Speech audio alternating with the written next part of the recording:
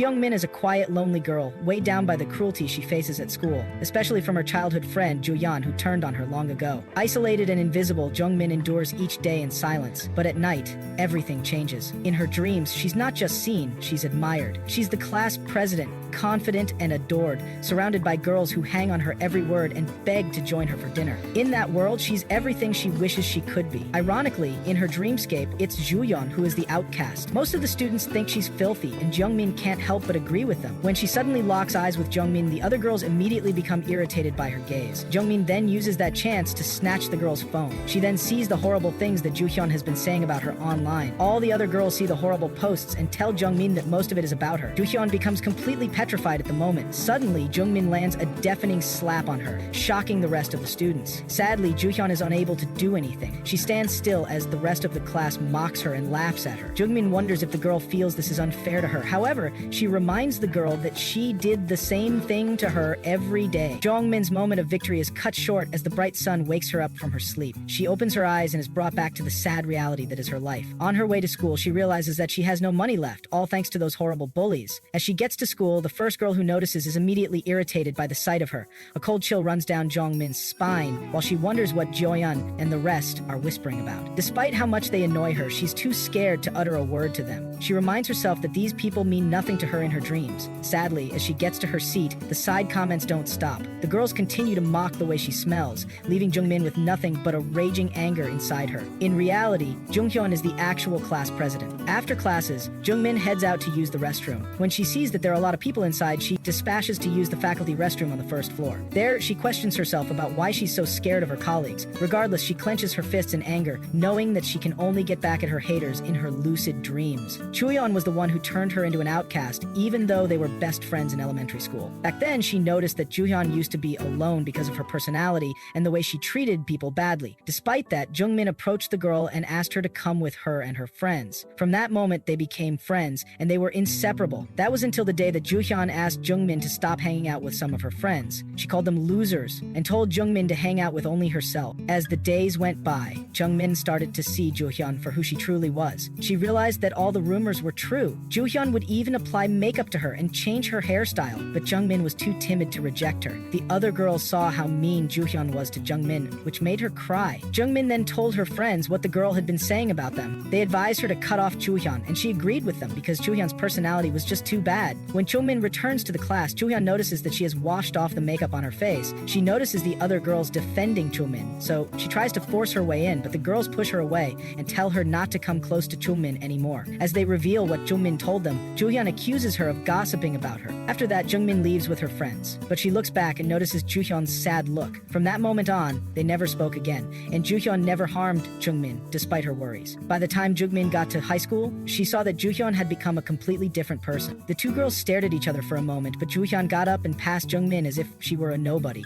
However, Jung Min feels a bit relieved that her childhood friend doesn't remember her. Ju-Hyun's sad expression on the last day they spoke still haunts her memories. Although she's still scared of Ju-Hyun, the girl looks like she's still sad about what happened between them. On the sports ground, the students are asked to pair up, and Jung Min is the only one without a partner. While she fears that people will think she's weird, she suddenly hears people scoffing at her. She looks up and sees Ju-Hyun and another girl laughing at her. At that moment, Jung Min is completely shocked, wondering if the girls are really talking about her.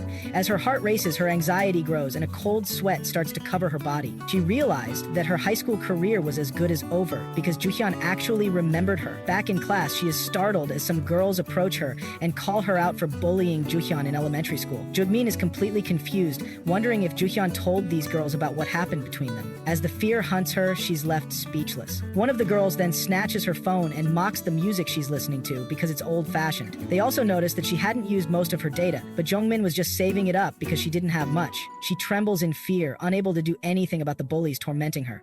They turn on her hotspot and threaten to mess her up if she puts it off. Jung Min then starts regretting her life as the rest of the class continues to gossip about her, and behind it all is her childhood friend. This was only the beginning of what Ju-Hyun would do to her. As the days went by, Jung Min went through hell in school. Her cries for help went unanswered and she fell further into despair. She wondered what she did to Ju-Hyun that was so horrible. The only memories that echoed through her mind were people talking about how she bullied Ju-Hyun in elementary school. In her moment of desperation, she went to her mother for help, but as she entered the room, she only saw a trail of broken bottle. She wanted to tell her mom that she was being bullied, but her mother was silent. Because of that, Jung Min started to think whether whether her mom would even care. The woman seemed to always abuse herself, and she couldn't even take care of herself as well. In the end, Jung Min told her mom not to bother, and then she returned to her room. It was while scrolling through her phone that she came across the concept of lucid dreaming. With this, she saw a chance to get back at the people who were bullying her. You see, there are major ways for one to successfully lucid dream. The first is to recognize that you are dreaming as you fall asleep, and then the lucid dreaming starts. The second is to fall asleep with the intent to have lucid dreams. This second path could have major side effects for first-timers, but Jung Min didn't care about any of that. In order to escape her horrible reality, she closes her eyes, and when she opens them, she suddenly sees herself in her classroom. She quickly realizes that her lucid dreaming has worked. Looking down at her hands, it all looks so real to her. However, she can hardly see what the faces of her classmates look like, but this is because she has hardly seen their faces or heard their names before. Ju-Hian's face is the only one that she remembers very clearly. She starts telling her childhood friend how relieved she was to see that she had friends in high school, unlike in elementary school. She then asks Ju-Hian if cutting her off was something so bad, but the girl doesn't respond. Feeling enraged, Jung Min grabs Ju-Hian and begins letting all the words inside her pour out. Knowing that the girl she's speaking to isn't the real Ju-Hian, Jung Min falls to her knees, wondering if she wants to hear from the real person. Back in reality, the school teacher assigns someone to collect everyone's notebooks. After the girl collects everyone's books, the last person's own she needs is Jung Min's. Feeling really anxious, she approaches Jung Min, who looks completely dead in the eyes. Jung Min hasn't been getting proper sleep ever since she started lucid dreaming, and the worst part is that all she's been doing is just telling Jung-hyun what's been on her mind. Jo-hyun doesn't reply to her because Jung Min is the one who controls her dreams. She admits that she doesn't want to hear anything from Jo-hyun. She thinks it might be because of the fear of hitting another person. Recalling how cheerful Jo-hyun was as a kid, Jung Min decides there's nothing she can do to her. However, if she continues with this pathetic behavior, then nothing will change in her life. When the time to pick a class president came, Haejin wanted to be the one, but she got rejected because she fools around too much. She then tells the teacher that she wants to recommend Ju-Hyun. Ju-Hyun's grades and leadership make her a suitable candidate for the role, but she would prefer it if someone else took the role instead. However, the other students encourage her and start cheering for her to just do the job. Meanwhile, Jung Min wonders if she'd be able to join in on the fun if she hadn't pushed Ju-Hyun away back when they were kids. While she tries not to think about it too much, Ju-Hyun is then selected to be the class president. Suddenly, Jung Min notices that she's the only person in the classroom. Looking at her phone, she sees that it's time for lunch, so she decides to head over to the snack shop. On her way, she overhears Ju-Hyun's friends telling her to get revenge. Jung Min's heart starts to race when Ju-Hyun doesn't even remember her name. The other girls offer to help Ju-Hyun get revenge, but she decides that she doesn't want to mess with her childhood friend. As they continue to badmouth Jung Min, Ju-Hyun tells them that Jung Min was the one who approached her first. Ju-Hyun already noticed Jung Min quietly standing by the side, and she decided to wait and see what the girl would do. At that moment, Jung Min hides herself and remembers that she cut off Ju-Hyun in the first place because of her horrible personality. Ju-Hyun was always judging people and looking down on them. Now, she enjoys the company of friends while silently tormenting her old friend. Jung Min almost fell for her deceitful character, but she decided it was better not to hang out with delinquents. When she returns to class, she walks past the bullies, ignoring them, but Jung Min calls her attention and says that her skirt is kind of short. Jung Min turns around and starts hearing the class gossiping about her. As everyone stared at her skirt, she could quickly tell that this was another plot that Ju-Hyun had planned out. Jung Min succumbs to the pressure because of all the eyes staring at her. In her moment of anger, she returns to her seat, knowing that any outburst she made would make things worse. In order to keep her sanity, she typed out horrible posts while Ju-Hyun and the rest continued to insult her. The next day, in class, she could barely focus on the lesson, thanks to all the lucid dreams she's been having. Just as she nearly falls asleep, she hears the teacher telling everyone that the lesson will be on the exam. Everyone starts writing things down, but she can't figure out what they're all writing. Since she can't keep herself awake, she decides to close her eyes for a bit, but she falls into a deep sleep. Her colleagues then start getting ready for gym class, and they decide not to wake her up thanks to the rumors of her bullying Ju-Hyun in the past. The girls ignore her and head to the snack shop. While Ju-Hyun's friends make fun of her too, Ju-Hyun looks a little bit concerned, so she tells her friends to head on without her and says she has to head to the nurse's office because she's having cramps. As her friends leave, Ju-Hyun quickly sets her sights on Jung Min. She returns to the class and approaches Jung Min's table, watching her sleep peacefully. Leon recalls that the girl was on her phone earlier, so she searches the table and finds the phone. She unlocks the phone and mocks Jung Min for not putting up better security for her phone. She then tells Jung Min that she should have been nicer to her, but Jung Min is too deep in sleep to hear a single word. Ju-Hyun then goes through the phone and sees the posts that Jung Min has been making about her. With a sinister plot in her mind, she quickly takes a picture of the posts. Later on, Jung Min is startled as the teacher yells her name and asks if she was sleeping during gym class as well. Jung Min is shocked at how time passed so fast. The teacher then tells her to come to the teacher's office when she gets to school the next day. Jung Min clenches her fist in anger, her face full of sadness because no one even bothered to wake her up. As everyone leaves, Ju-Hyun suddenly calls her and gives her a smile, leaving Jung Min very confused. confused. For someone who always laughed at her and hid behind her friends, Jung Min wondered what Ju-Hian could be thinking. On the way home, Ju-Hian tells her friends that she finally wants to get revenge on Jung Min and says that what she did to her still hurts. Hee-jin and the others completely support her and tell her not to feel bad about anything. Chung-ming wakes up late the next day and tries to quickly freshen up, but the thought of Ju-Hyun's smile the previous day flashes through her mind. When she gets to school, she tries to tell Ju-Hyun and her friends to leave the doorway, but Hye-in tells her to use the front door. Surprisingly, Ju-Hyun starts insulting her by calling her filthy and telling her to cut off her bangs because they're ugly.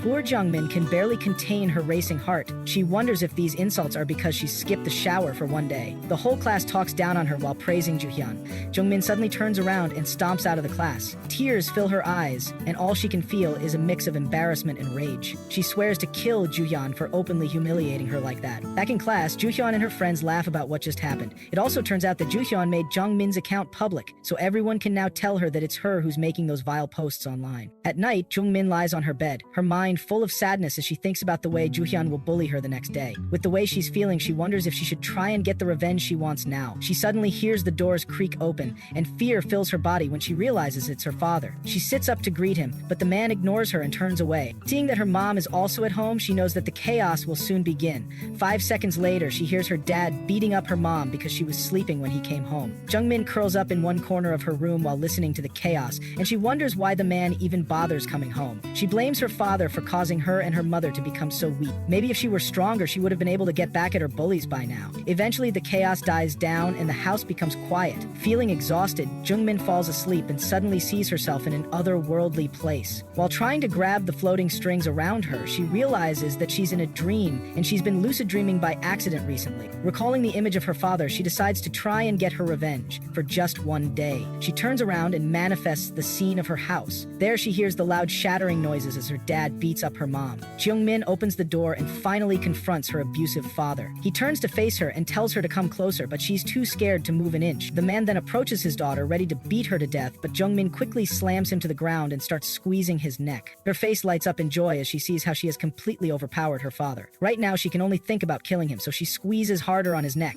Eventually, she hears a loud thud as her father's head lands on the ground. Realizing what she has done, tears start to flow down her eyes, but it's already too late. Still, Jung Min is in disbelief as she looks down at her hands, realizing that she used these hands to end her father. Her heart starts beating really fast as fear and anxiety take over her body. Suddenly, she snaps back to reality and realizes that it was all a dream. While she's still stunned, her father walks into the room, and she glances at him before he turns around and slams the door. It's a bit ironic and funny for her to see that he's completely fine. Later, she rushes to school because she's very late, and she would rather not suffer any more humiliation. She suddenly bumps into a stranger, but she apologizes and continues running. Luckily, she makes it in time before the school bell rings. She staggers to her seat and picks up her phone, only to hear people insulting her and assuming she didn't shower, but she only forgot to dry her hair. In order to let out her anger, she quickly starts making posts, calling out all the bullies who are making fun of her. It's quite pathetic that this is the only way she can relieve herself. Suddenly, she turns around and sees Ju-Yeon approaching her. The girl shoves a phone in her face and shows her the account she's been using to make all those hateful posts. Jung Min can't comprehend how Ju-Hyun found out about her account because she set it to be private. Fearing the worst, she tries to deny that the account belongs to her, but Ju-Hyun can already tell who the initials belong to. It's also obvious that it's only she who would talk about the girls in that manner. Her classmates start to get a hint of what's going on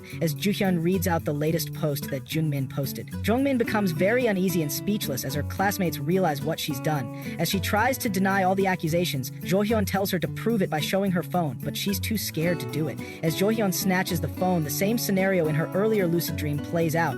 Jo-Hyun reveals that Jung Min is using the same account that she saw. In the end, Jung Min suffers more and more humiliation. Before she can say anything, Ju-Hyun slaps her, shocking the rest of the class. Jung Min can't defend herself anymore. Her heart sinks into her stomach, and she wonders what she could have done to be treated like this. She recalls all the bad things that were said about her, and asks herself what she did that was so wrong. Later on, she heads over to the teacher's office, where she tells her teacher that she's not feeling so well. The man sees that she looks completely wretched, but he still tells her to attend all her classes. As he starts yelling at her for missing gym class, Jung Min yells back, begging the man to just leave her alone. She returns to her lucid dream with the guts to finally confront Ju-Hyun there. She wonders if what she's doing right now is right, since she's the victim in all of this. She grabs Ju-Hyun by the hair, knowing that whatever she does in these dreams, in there, she is the law and she is God, but back in reality, she's the usual weird girl who always falls asleep in class. Her classmates continued to taunt and insult her more until she finally woke up.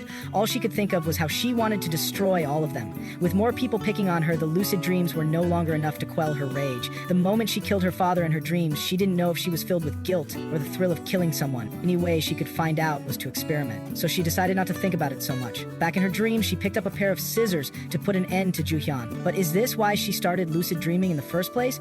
Eventually, she came to the conclusion that her dreams wouldn't change anything in the real world. In her dreams, Jae-hoon could only cry in pain as the blood gushed out from her body. Unknown to Jung Min, there was an unknown guy there who found her interesting. The next day, Jung Min gets ready for school, feeling a lot better thanks to all the stress she released in her dreams. She gets to school, where she hears Hae-jin talking about how Ju-Hian hasn't been picking up her calls. She's surprised that her #1 bully isn't in school, but maybe she can finally get some peace for the day. When the teacher enters the class, he tells them that Ju-Hian is in the hospital due to an unexpected accident. Yeon worries that her friend might be sick, but the teacher tells them that Ju-Hian lost consciousness when she suddenly started bleeding in the middle of the night. While the whole class is confused about this sudden occurrence, Jung Min recalls what she did to Ju-Hian in her dreams. But this couldn't be the cause of the accident, could it? Regardless, she suspects her lucid dreams may have had an effect in real life. The thought of being able to control Ju-Hian lights up her face, and she wonders if she has special abilities. However, after seeing the way her classmates are talking about the matter, she realizes that she's just having foolish fantasies. Eventually, Ju-Hian returned to school and everyone else was really happy to see her. Jung Min can't stand the way everyone is being so nice to Ju-Hian, and it makes her sick to her stomach. However, she starts paying attention when Ju-Hian tells her friends that she had a dream about someone chasing and stabbing her with a knife. She couldn't recall the face of the person in her dream, but she remembered that it was a man with white hair. Hye-jin notices that Jung Min is looking in their direction, so she calls her out for eavesdropping on their conversation. The girl calls Jung Min a freak and says she wants to kill her, but Ju-Hyun tells her to calm down and not waste her time on someone like her. Ju-Hyun assumes that Jung Min must have been happy when she wasn't at school, and then she tells her that it's because of her attitude that people find her creepy. The girls then walk off while praising Ju-Hyun for being a saint. On the other hand, Jung Min returns to her dreams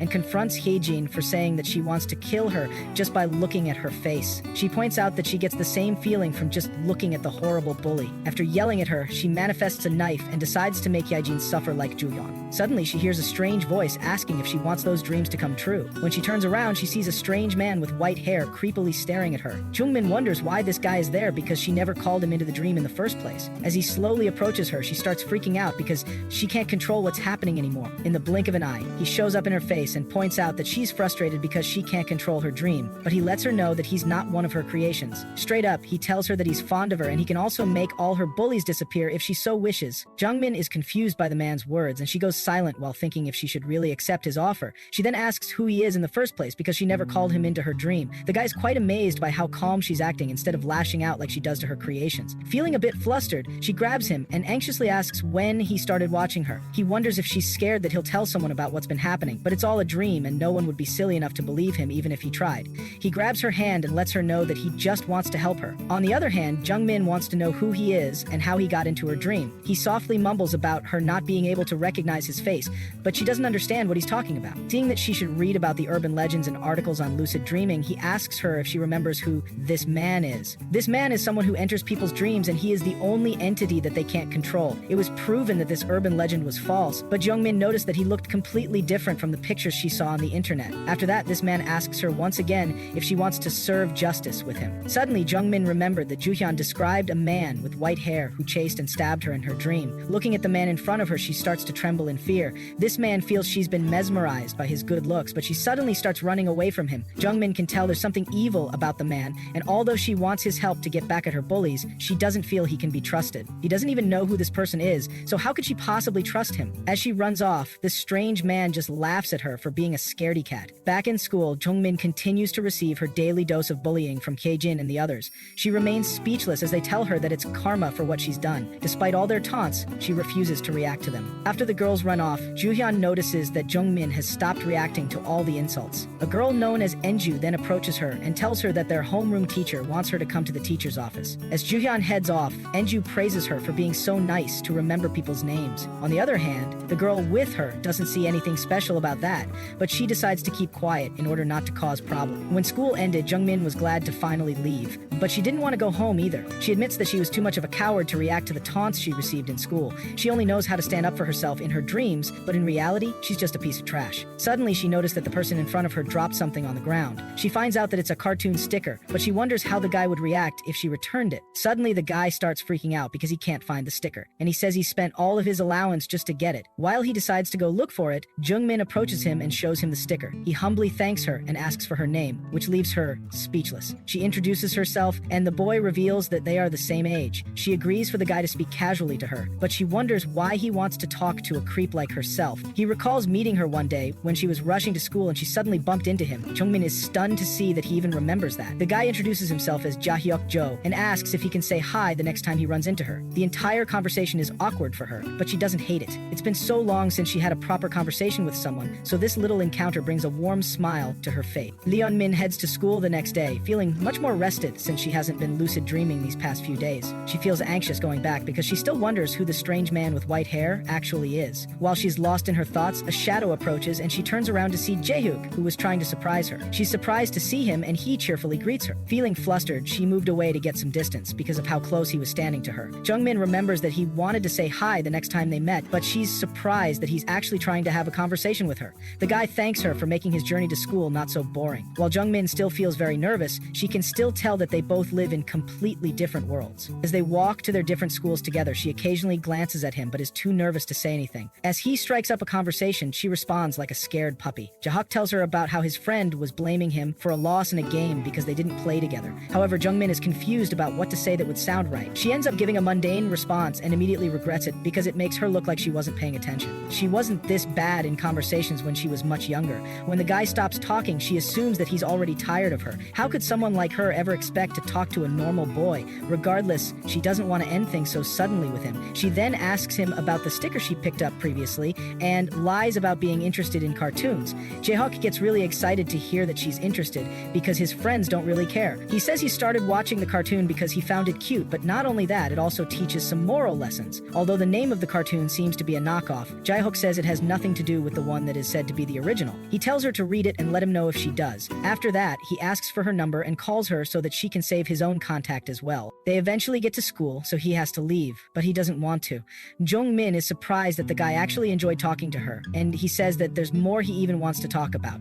Her face lights up with joy as he offers to call her after school so that they can walk home together. Eventually, walking home together became normal between the two of them, and she got more comfortable talking to Ji-ha. Back home, she can't help but remember how much she talked about the cartoon, so she decides to give the show a try. While watching it, Jung Min lights up with laughter, and for the first time in a long while, she's actually having fun. She lets the guy know that she really enjoyed the cartoon. Despite the fact that her bullies still taunted her in school, she felt much better because she could always talk to Jaehyuk. Jaehoon and her friends wonder why Jung Min is always smiling at her phone, and they suspect that she's still making hateful posts about them. Enju tells Haejun to crush our girl like she did to other kids in the past. Haejun sees Haejun giving her a weird look, making her feel very anxious. After that, they return to class and are dismissed for the day. As Jaehoon heads home, she sees Jung Min happily talking with Jaehyuk. Haeyeon, the way she laughs reminds Jaehoon of how happy she used to be in her younger days, which leaves her wondering who this new guy is. Jaehoon realizes that this is the guy who makes Jung Min so happy these days. The jealousy in her soul grows. She was getting bored because Jung Min was no longer reacting to her taunts,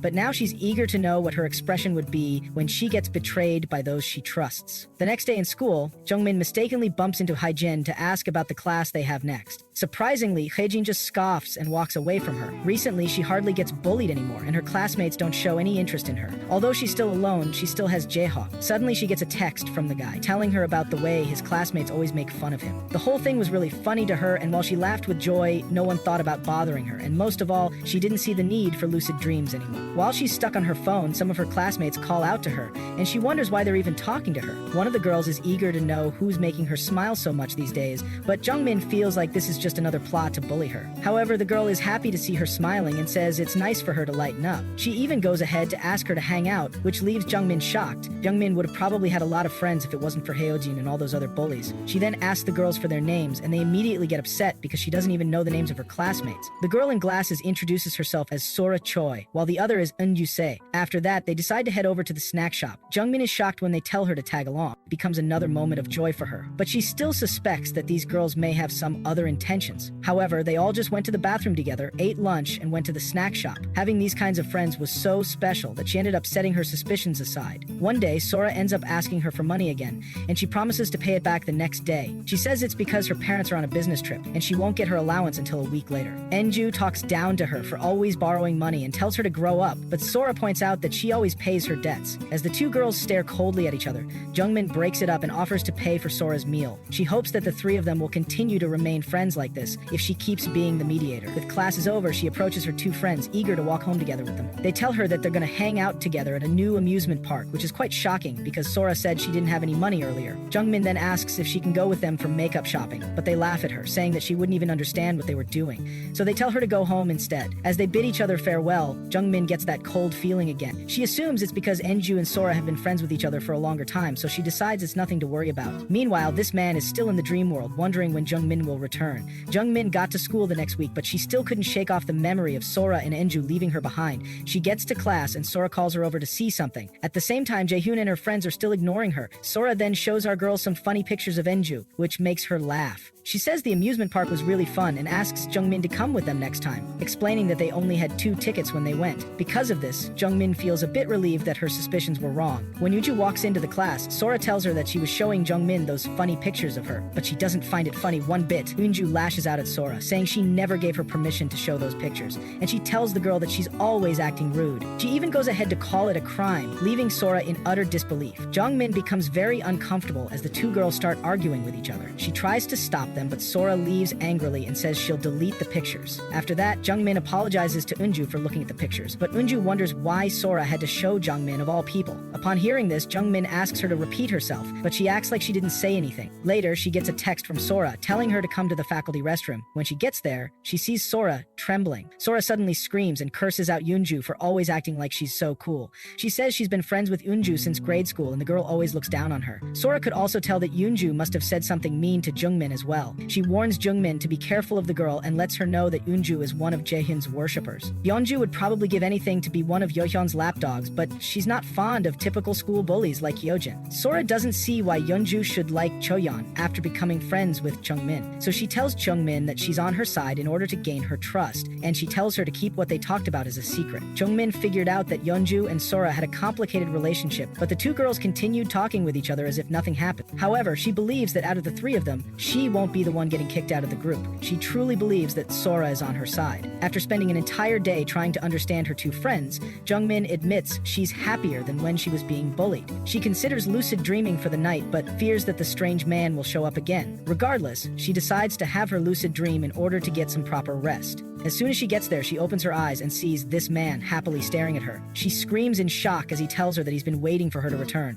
Why the hell would this strange guy be waiting for her of all people? He tells her that it's because she's the most fun, and that he still wants to help her. He feels bad about the bad things she has to go through every day in school, but Jung Min denies ever being in such a predicament. She doesn't want him to pity her based on what he's only seen in the dream world. As she recalls the recent days she's had with her new friends, she tells herself that she's not an outcast. The strange man figured that she stopped lucid dreaming because her life has been worth living recently, but he asked if she was sure that it would last. Also, her bullies still haven't been dealt with for the horrible things they did to her. He offers her his help once again so that she can truly be free. Jung Min couldn't deny a single thing the strange man told her, and he spoke as if he understood her feelings more than she did. She was grateful for getting a break from all the bullying, but deep down she knew that Jaehyun and the rest still had some sinister plans. She recalls how he offered her a chance to serve justice, and now he's extending his hand to her again. Jung Min pauses as a cold chill runs down her spine, and she rejects his help. This man is disappointed because it's no fun for him, but he tells her to come find him if someone new makes her life difficult. She wonders who would make things hard for her again, and he tells her that it could be the new friends she has now. She refuses to believe that, and he apologizes, but it's more like Jung Min is hoping that it really won't be her new friends. Meanwhile, Sora chats with some other friends about how she can easily take advantage of Jung Min, but it's still true that she hates Eunchu. While going through her chat rooms, she sees a text about Yujong breaking up with her boyfriend. She asks a girl known as Dasum if this is true, but the girl doesn't have any concrete answer either. Suddenly, Yujong Min calls her attention and asks to go to the snack shop with her. Sora finds her annoying for even bothering to call her, so she asks where Eunju is. Junju feels Sora would have preferred to go without Eunju since she doesn't feel comfortable around her. Sora wonders why she's trying to hang out alone with her, but she admits that it's better than having Eunju around her. With a sinister smile on her face, she agrees to head out with Jung Min. It's all part of her plan to get Jung Min to trust her. On their way, they bump into Eunju, who's just coming from the bathroom. Sora tells her that they're headed to the snack shop, so Eunju asks them to wait for her. Suddenly, she starts saying that Jung Min can't wait for her, making our girl look bad. On the other hand, Jung Min misreads the situation and assumes that Sora doesn't want to be around Eunju. Sora agrees to wait, but she tugs on Jung Min's hand as if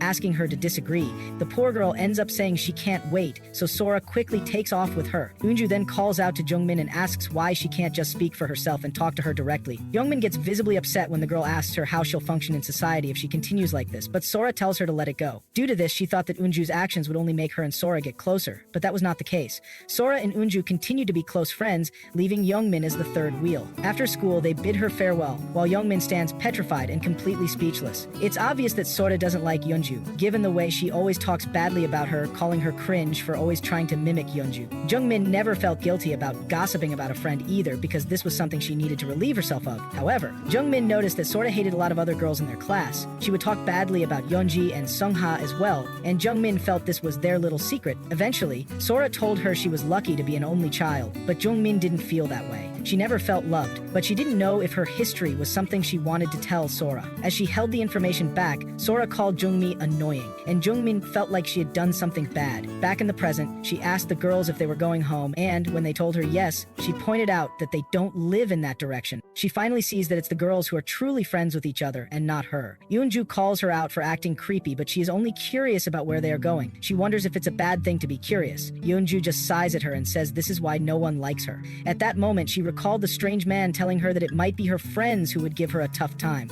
Jung Min gets back home in the evening. She slowly drops her bag on the floor and then curls herself up in one corner of her room. The next day, while Sora and Eunju are happily talking with each other, our girl approaches Eunju and asks if she wants to go to the snack shop. She even offers to buy chocolate milk for her, but Eunju tells her to just go with Sora like she did the last time. Jung Min apologizes and they agree to go with her. On their way, Eunju says she forgot her phone, so Jung Min happily offers to go and get it. As she leaves, Sora lets out an evil laugh. Jung Min realized that she had become arrogant and forgotten her place in the school. She thought she had escaped Jaehoon's taunts, but when she returned to class, there was nothing but cold silence and evil stares to welcome her. It's obvious that no one was ever on her side, but she pretended not to see the signs. As she grabs Yeonju's friends, she wonders how the two people she thought of as real friends could be so mean to her. When class is dismissed for the day, she tries to occupy her mind with her phone, but she suddenly hears Sora and Yeonju talking. She tries to approach them, but immediately withdraws because it's not like they'd want to walk home with her. On her way out, she bumps into Jaehyuk, who looks very happy to see her. He had texted her surprisingly, even though he said he had plans, but she told him that it was alright.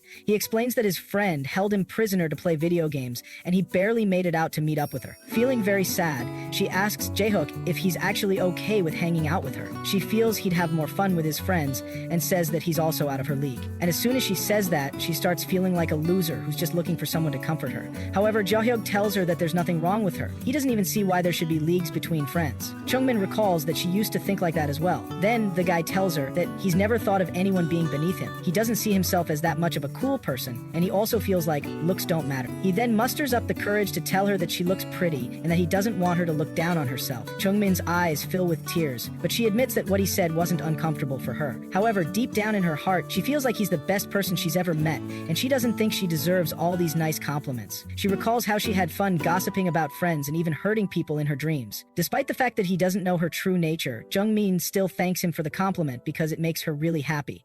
She stares at him with googly eyes, admiring all his unique features, and she wonders if he would think she's a creep for this. Since there's no one who's on her side, she comforts herself by making Jaehyuk her boyfriend in her dreams. Just as the two of them are about to kiss, the strange man pops up and wonders why she's being so romantic. Due to this, he thinks she's no different from every other person. The strange man was only attracted to her because of the way she stabbed Ju-Hian and had such evil eyes. Jung Min tells Jaehyuk in her dreams that she's been having hard times and she wants him to always be by her side, and as he responds, she notices that something is off. She looks up, only to see the strange man staring down at her. Looking completely flustered, she tells him to stop messing with her dreams. The guy starts trying to get some info on Jaehyuk, but Jung Min refuses to tell him anything. He then asks her for a story and tells her that he basically lives in the dream world. He also points out that she doesn't have the chance to talk to anyone like this. Jung Min admits that he's right, so she decides to indulge him. Later on, the strange man finds out about the issue of her being stuck between two friends. She points out that they never wanted to be nice to her in the first place. The strange guy leaves no comments, so Jung Min asks why he's not sharing his opinion on the matter. He says he's only going to listen because he feels that she doesn't like it when he tells her what to do. Jung Min gets pissed off because she just wanted the guy to complain with her. She decides to leave and prepare for school the next day. The strange man then tells her that her new friends probably have issues with their own reputations based on their personalities. She wonders what his point is, and he tells her that there might be something else they want from her.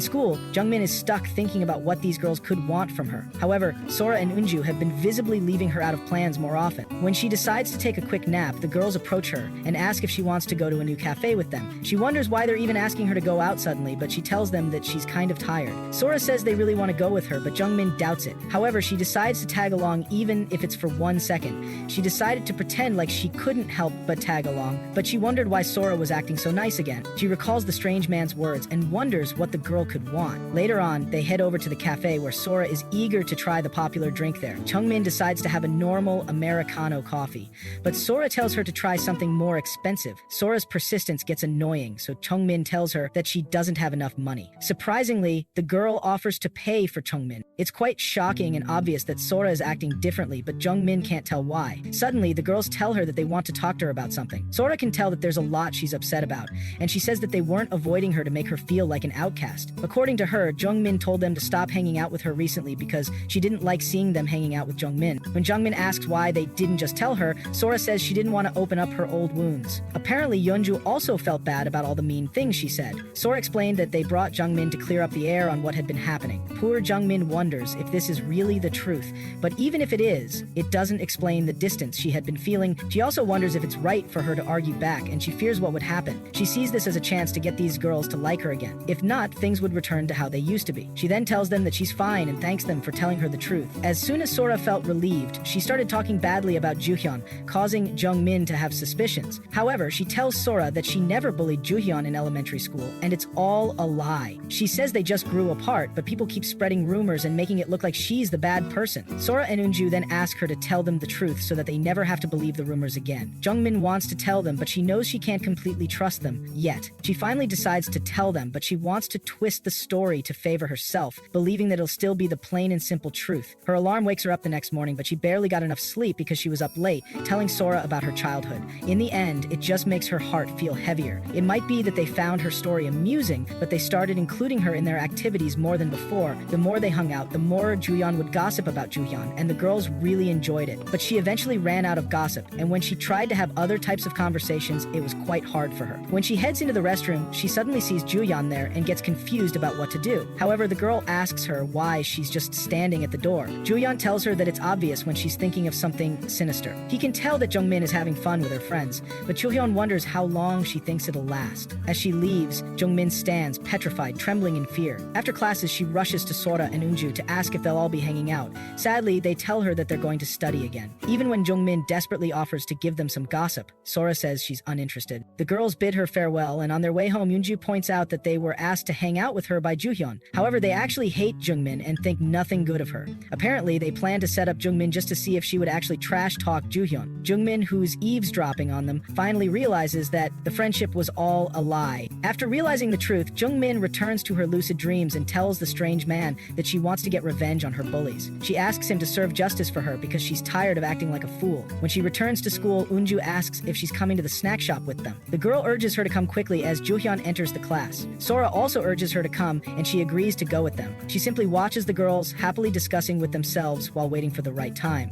Back in her dreams, the strange man agreed to help her, but she had some questions for him. She asked him if he was the one who hurt Ju-Hyun in her sleep back then, and he was surprised that she actually found out. Before she asks any other questions, he decides to explain his actual abilities to her. The guy started off with basic lucid dreaming, but evolved into someone who could astral project and enter other people's dreams. However, his abilities still grew to the point of being able to affect the real world. This was how he was able to hurt Ju-Hyun. He also admits that it's possible to kill people, but he needs to put in a little more work for that. So far as Jung Min has this guy, her bullies won't show up. But is this all she can get? She wonders if a little physical pain will make them suffer more than her. Will these evil girls be able to see that it's their punishment for everything they've done to her? The guy then tells her that he won't be back for a while, so she's free to do whatever she wants. Jung Min changes her mind and tells him to act as her backup because she wants to be the one to get revenge by herself. The next day, when the time for gym arrives, she sees her chance to carry out her plan. Since their gym uniforms don't have pockets, everyone has to leave their items in the classroom. As they head outside for volleyball practice, the girls are told to group themselves in pairs. On any other day, Jung Min would have been terrified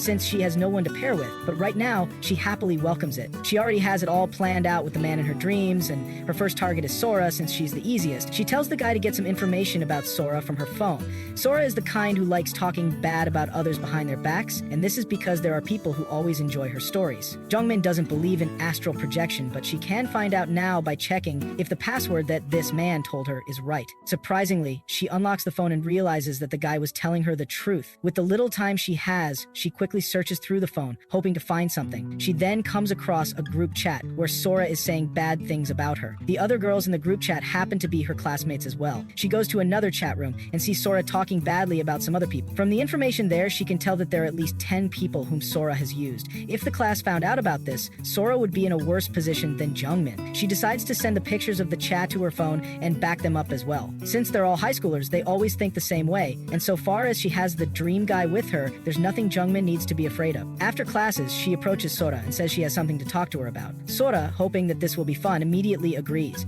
As Jung Min leads her to somewhere private, she quickly texts her group chat about what's happening. While she snickers and taps away on her phone, Jung Min can already tell what she's doing. When they get to the place, Jung Min calls her out for working with Ju-Hian to embarrass her. Upon hearing this, Sora becomes quite anxious and tries to deny it, but Jung Min lets her know that she heard everything that she and Eunju were saying. Since she's already been caught, Sora starts calling our girl a creepy stalker, saying that it's a crime. Now she sounds just like Eunju. Jung Min brings out her phone and shows Sora the picture of her group chat. As soon as she sees it, Sora's heart sinks, and she wonders how Jung Min got it. Jung Min tells her not to try and snatch the phone because she already has everything backed up somewhere else. She threatens to show the class the pictures if Sora tries anything, and the girl is left too scared and speechless. All Jung Min wanted was genuine friends who liked her, but she has given up on all of that. Sora quickly falls to her knees, apologizing and begging Jung Min not to spread the pictures. Jung Min can't believe that she was so hung up over someone so pathetic. She then asks Sora to tell her Ju-Hyun's plans. Sora says they were just called over by Ju-Hyun one day, and Eunju probably agreed to the plan because of how obsessed she is with Ju-Hyun. On the other hand, Sora only agreed because she saw Jung Min as an easy target she could mess with. She apologizes again, but Jung Min doesn't want to hear her filthy apologies. Jung Min gives the girl a chance to redeem herself by telling Sora to hang out with her always, no matter what. She tells Sora to defend her when the situation calls for it, and not to make her angry anymore. She notices Sora looking at her weirdly and wonders if she'd rather not carry out her request, but Sora nervously agrees to do it. Jung Min doubts that Ju-Hyun really feels sorry for her because she's not the type to wish her well. Eunju sees the two of them walking back into class and angrily asks where they've been. She assumes that Jung Min was trying to exclude her again, but Jung Min says that she just needed to talk to Sora about something and it'd be a problem if Eugene overheard them. Sora freaks out and quickly defends Jung Min, saying that there's nothing wrong with what she did. Eugene is confused about why she's acting so weirdly, but Sora suddenly decides to go to the bathroom with Jung Min, who is enjoying the chaos that is slowly unfolding. In the bathroom, Jung Min commends Sora on doing a good job, and the girl tells her that she can keep up with it. Maybe now she'll understand how it feels to suck up to someone who's a fellow student. Sora continues defending Jung Min at any point that Eugene tries to say something. Eventually, Eunju ends up becoming the third wheel. The next day, Jung Min sees Eunju in class alone without Sora. As she greets her, Eunju asks her why Sora is suddenly sucking up to her, but our girl plays dumb. Eunju tries to find the words to tell her, but she can't. Usually she's good at instigating people, but she's speechless now. Ever since Sora turned on her, she doesn't know what to do anymore. Jung Min can tell that she's afraid of being alone. She starts mocking the girl for not being able to talk without Sora around. She even goes ahead to say she'll become a social outcast, just like Eunju once said to her. As Sora walks into the class, Eunju quickly grabs her and says they need to talk, but she seems anxious until Jung Min tells her to go on. The two girls head outside, and Eunju asks her friend why she's suddenly acting so strange and clinging to Jung Min. She tells Sora all the things that Jung Min had said to her, and says that our girl is mean for attacking her. But Sora tells her that she said these same things to Jung Min. Sora takes Jung Min's side, leaving Eunju in despair. Eunju then calls her out for always switching up on people. She starts bad-mouthing Jung Min, calling her a bully, and telling Sora to grow up and think for once. Sadly, Sora is completely terrified and asks Eunju if she's just using her as an easy target. Eunju is shocked by Sora's words, but Sora decides to give the girl a piece of her mind. She says that she doesn't introduce people to Eunju because anyone she ever introduces to the girl hates her. Not only that, but Eunju would always lecture them whenever they were having fun and making everything so weird. For someone who always talks down on everyone, she never realized what people would think of it, aside from Sora. She doesn't even have any other friends because she can't see her own flaws. Eunju then calls out Sora for always gossiping about other people's misfortunes. In a boiling rage, she yells out about how Sora told everyone in grade school that her parents were getting divorced. Due to that, everyone acted weirdly towards her because Sora couldn't keep her mouth shut. The other students kept gossiping about her, and this is what made Eunju hate the fact that Sora talked about other people's secrets. That's why she was so upset when Sora showed Jung Min pictures of her. She blames Sora for being the way she is now. On the other hand, Sora doesn't know why she's upset over something that happened in grade school. She thinks thinks Unju is just a loser who always tries to act cool. She turns to leave and decides that they shouldn't be talking to each other anymore. As she leaves, Unju falls to her knees and starts crying. Back in class, Hyejin approaches Ju-Hian and asks her to come to the snack shop with her, but Ju-Hian ignores her. She then sees that a lot of people are gathered around Jung Min, and she can't stand the sight of it. It's also probably why Ju-Hyun is in a bad mood. Since she can't even tell what Ju-Hyun is thinking, she decides to leave. Ju-Hyun then approaches Unju, who's sitting by herself. They head outside, where Ju-Hyun asks the girl why she's all alone. Unju tells her that Jung Min is actually really evil, and she can now understand what it feels like to be betrayed by someone she calls a friend. However, Ju-Hyun doesn't care about any of that. She just wants to know why Unju is with Jung Min. Yeonju apologizes and explains that Jung Min must have done something to separate her and Sora. Ju-Hyun doesn't understand why Sora is suddenly sucking up to her former best friend. Yeonju suspects that Jung Min overheard their conversation about her, but she doesn't feel like what they said was wrong. She's more upset at Sora, who's only bothered about her reputation. She was hoping that being on Ju-Hyun's side would make the girl save her, but Ju-Hyun just thanked her for the info and walked out. Yeonju stops her and asks if that's all she's going to say. At that moment, she realizes that she's truly all alone now, but Ju-Hyun wonders how this concerns her. Yoojin asks her to at least eat lunch with her sometime, but she gets annoyed by the girl's pathetic behavior. She refuses the girl's request, and when Yeonju tries to insist, she smacks her hand away and tells her to read the room. She tells Yeonju that it'll be embarrassing to be seen with her. She doesn't care if Yeonju has friends or not, and she even tells her that the color she's wearing looks awful on her. Ju-Hyun never expected Jung Min to take control of the situation, and she wonders how it was possible. While she's lost in thought, Hyejin calls her attention and asks what she's thinking about. They're supposed to go for karaoke, but Ju-Hyun decides she's not going because she wants to rest at home. This leaves Hyejin in a tough spot because the other guys who were supposed to come only agreed because Ju-Hyun was showing up. As she keeps calling out to her friend, Ju-Hyun suddenly flips out and asks if she's supposed to be her sidekick. She calls Hyejin a pathetic person for not being able to make friends if she's not there. When someone calls Hyejin, the girl remains silent as her anger slowly takes over. As Ju-Hyun leaves the class, she ends the call she gets from Yuju. Then she sees Jung Min, who meets up with Jaehyuk. She recalls the first time she came across the guy before. The next day, one of Sora's friends, Yeonji-jo, asks Sora if she really wants them to hang out with Jung Min instead of Yoonju. The other friend, Sun Gagwan, also asks her if it's something she can't tell them on Katak and why she's being quiet in the group. Sora then tells them that there's a bit of a situation behind it. She reminds them that they said they felt back about how Unju treated her, but they still find it weird that she's looking out for Jung Min. As they keep asking her questions, Sora tells them that it will be better than hanging out in an awkward odd number. She also says that they will feel more comfortable around Jung Min than Yoonju. Jung Min's school life was now more stable. After gaining a friend group, her classmates stopped picking on her so much. People like Ju-Yeon can't treat her poorly anymore, and she loved the look on Ju-Yeon's face. Later on, Yuju asks Hyejin if something is up between her and Ju-Yeon. She says that they haven't said anything to each other all day. Since Ju-Yeon doesn't really talk, Hyejin is convinced that there is something wrong for Hyejin to be quiet. Hyejin denies ever fighting with Ju-Hyun, but Yuji says she can't fool her. Hyejin decides to go back to the classroom while the girl yells at her. Hyejin wonders what she's supposed to do about Ju-Hyun's sudden behavior. She knows there's nothing she can even say because everyone is on Ju-Hyun's side. Meanwhile, Sora asks Yeonji if she wants to go eat tteokbokki after school, but Yeonji tells her that she's meeting up with her boyfriend later. Sunga then calls her out for bragging about having a boyfriend. He recalls seeing Jung Min leaving school with a boy the previous day, but Jung Min tells them that the boy isn't her boyfriend. While Sora and Yeonji freak out about her response, she tells them that the guy isn't her boyfriend yet, which leaves them completely stunned. Jung Min didn't even realize what she was doing before she said it. When they ask her for pictures, she tells them that she doesn't have any. However, she hopes that it isn't a lie. She also doesn't think that the chances of Jaehyuk being her boyfriend are non-existent. Afterwards, she returns to the dream world and asks the white-hailed man to get Jaehyuk to date her, but the man is in disbelief. He tells her to get real and points out that her school life has gotten better after threatening Sora. He asks about Yoonju, and Jung Min confirms that the girl is all on her own now. She then asks the man what's happening in his life for him to always be in a hospital gown, but he shoves the topic aside by telling her not to worry about it. Every time she asks the guy about himself, he always ignores her or changes the subject. She feels it's unfair that she's the only one who doesn't know the kind of person he is. However, she plans to find out no matter the cost. She then asks him how he started lucid dreaming. The man tries to avoid the question, saying he won't let anything happen to her, but she doesn't see how she can believe that. He wonders why she's persistent when she already knows the answer and says that she's forgetting something. He lets her know that he is someone who can kill others without leaving any traces or prints behind. This means that murder is a piece of cake for him. He tells her to keep this in mind and not to get curious about him at all. He also offers to help with her revenge because he wants to see her for a long time. After that, the man tells her it's time for school before walking away. But Jung Min is upset with how weird the guy is acting. On her way to school, Jung Min complains about the way the white-haired man was bragging. She feels the guy will get more sensitive if she asks him about what he did before lucid dreaming. But she wonders what he meant when he said said that she already knew the answer. She asks herself if the guy is someone she might know. Meanwhile, Seung-ah complains to his friends about feeling awkward when they hang out with Jung Min. He wonders if the guy she was talking about yesterday is even real. He notes that the guy looked handsome and popular, but it seems weird to him.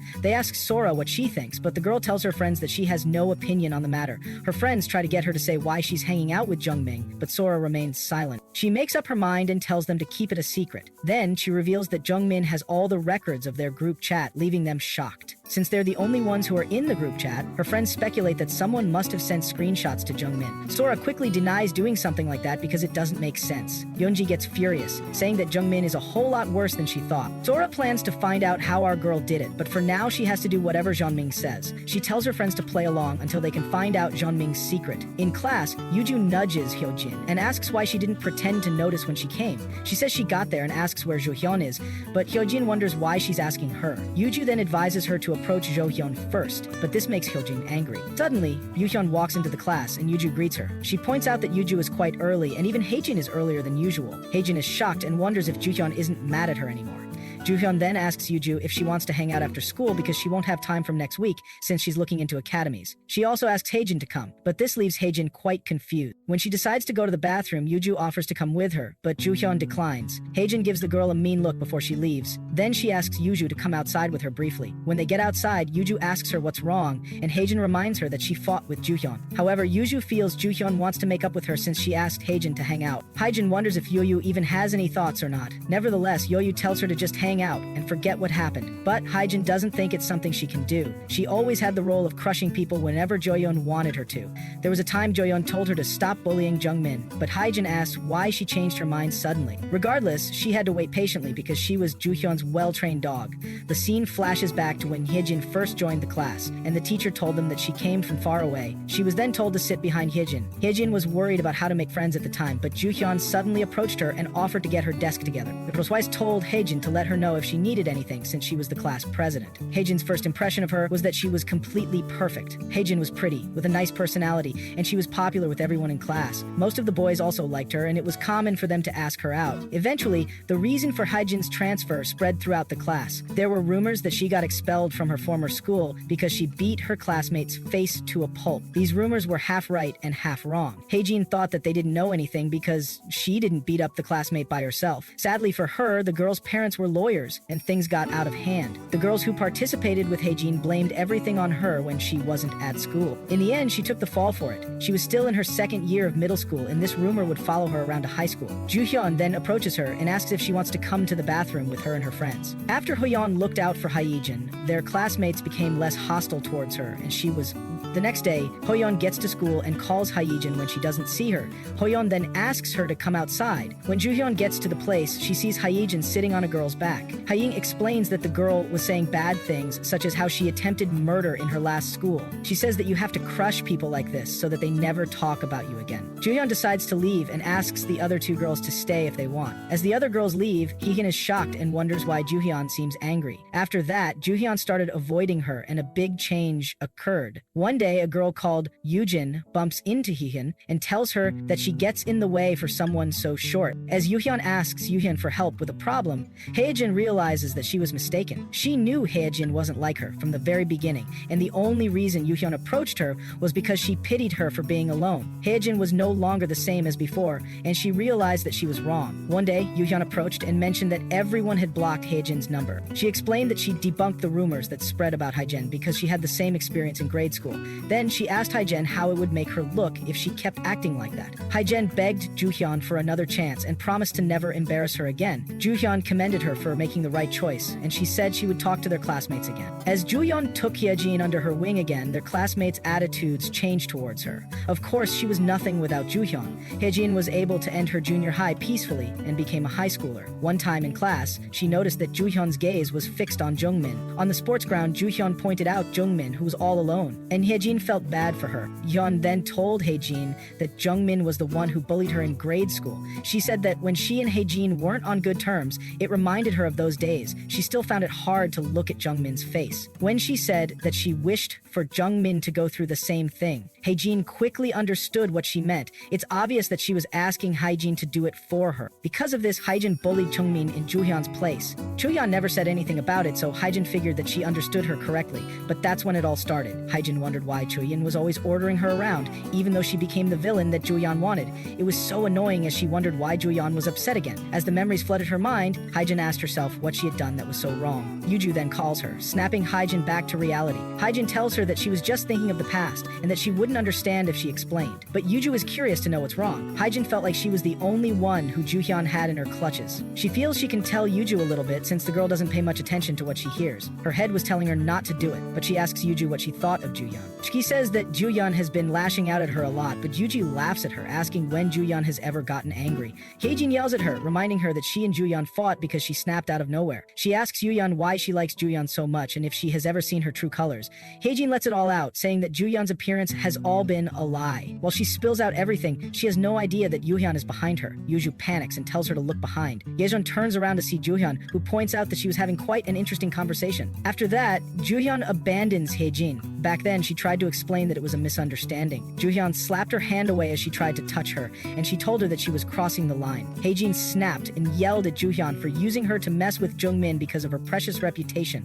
She also called out Ju-Hyun for messing with Jung Min's social media so that the whole class would think she's a hero. All the times Haejin was messing with Jung Min, Ju-Hyun never really cared. Haejin told her how hard it was for her to play the villain, but Ju-Hyun acted like she never made her do that. She told Haejin that she's always been this kind of person. Ju-Hyun denied ever telling Haejin to bully Jung Min, but she admitted that it was satisfying to see Jung Min suffer like she did. She says she was more worried about Haejin as the matter got worse. If something had happened to Jung Min, Yoojin would have been the first ones to blame. Ju-Hyun said she tried to stop Haejin, and she pointed out that she wouldn't have been friends with her if her reputation were so important. Haejin's heart raced as Ju-Hyun told her that she never regretted what she did. Nothing was adding up in Haejin's head, and she didn't understand why. Later on, Jung Min meets up with Jaeug on her way to school. It all seems like a coincidence, but she's been circling around there since the early morning, waiting for him to arrive. As they walk together, she mistakenly bumps into Haejin. Jung Min panics and worries that Haejin will try to pick a fight with her, but the girl just walks away, which leaves Jung Min confused. When she gets to class, she wonders if Hyun has cut off Haejin. Sora then approaches her, saying that the other girls want to go to the snack shop. She declines and drags Sora somewhere else so they can talk.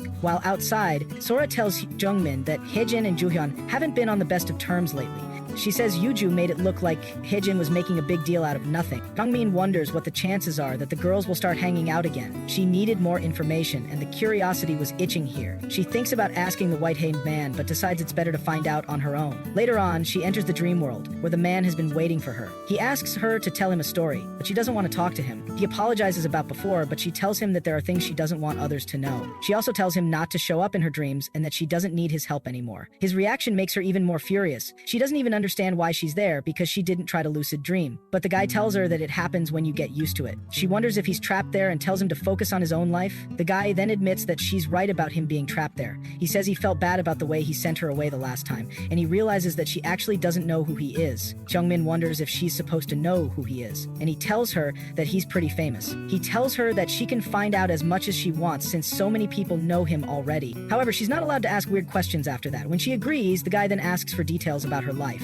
Then Jung Min reveals that she actually wants his help. After explaining things, the guy says he doesn't see any possibility of Haejin and Ju-Hyun being friends again. He went to her room and found out that Haejin still wasn't sleeping and just staring at her phone. Turns out that Ju-Hyun and Yuju left the group chat where all of them were. After that, the white-haired man decided to head back to Jung Min because he didn't have much time left.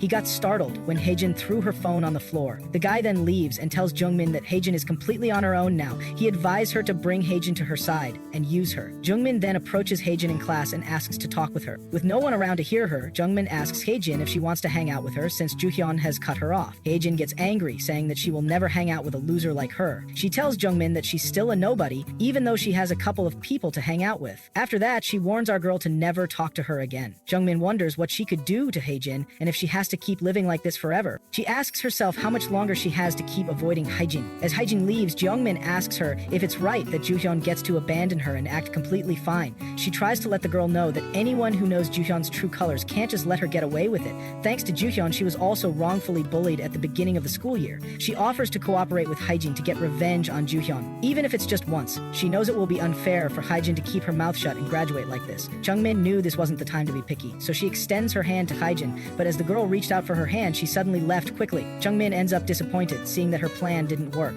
In her home, Haejin tells herself that she has too much pride to be on Jung Min's side. She feels it's not too late for her. Even if the people she knew were Ju-Hyun's friends, she just needed one person to listen to her. Sadly for her, everyone abandoned the group chat and their numbers weren't available. She continues dialing and praying for someone to answer until she reaches someone called Haeyoon Im. She asks if the girl has heard anything from Ju-Hyun and tells her that Ju-Hyun is trying to make her an outcast. Poor Haejin has no idea that Ju-Hyun is with Haeyoon, listening to the conversation. She tells the girl that Ju-Hyun used one of her weaknesses to control her and later abandoned her. She warns that they are all being deceived and asks if Haeyoon has time after school to talk about the details. However, Jaeyoon picks up the phone and responds in place of Haeyoon. She tells Haejin that she's the one who needs to be careful. Then Haejin realizes who she's talking to. Haeyoon accuses Haejin of being evil to Ju-Hyun after everything she did for her. Ju-Hyun tells her to stop bothering her friends and that she's disappointed in her. She tells Haejin that she should have been nicer to her. As the call drops, Haejin realizes that she can't forgive Ju-Hyun, and she starts to consider Jung Min's offer. Meanwhile, Jaehyuk suddenly approaches Ju-Hyun and Haeyoon. He gets teased for following Ju-Hyun around, but he says he just wants to be friends with her since she's new at their cram school. Meanwhile, Jung Min gets home after school and is welcomed by her mother. Her mom decides to make some kimchi stew for her since she used to like it when she was younger. Moments later, they sit down to eat, but Jung Min isn't eating. Her mom asks if the food tastes bad, but she says it's delicious. Looking at the bruise marks on her mom's neck, Jung Min feels sad. Her mother tells her that her dad is away on a business trip and won't be home for a long time,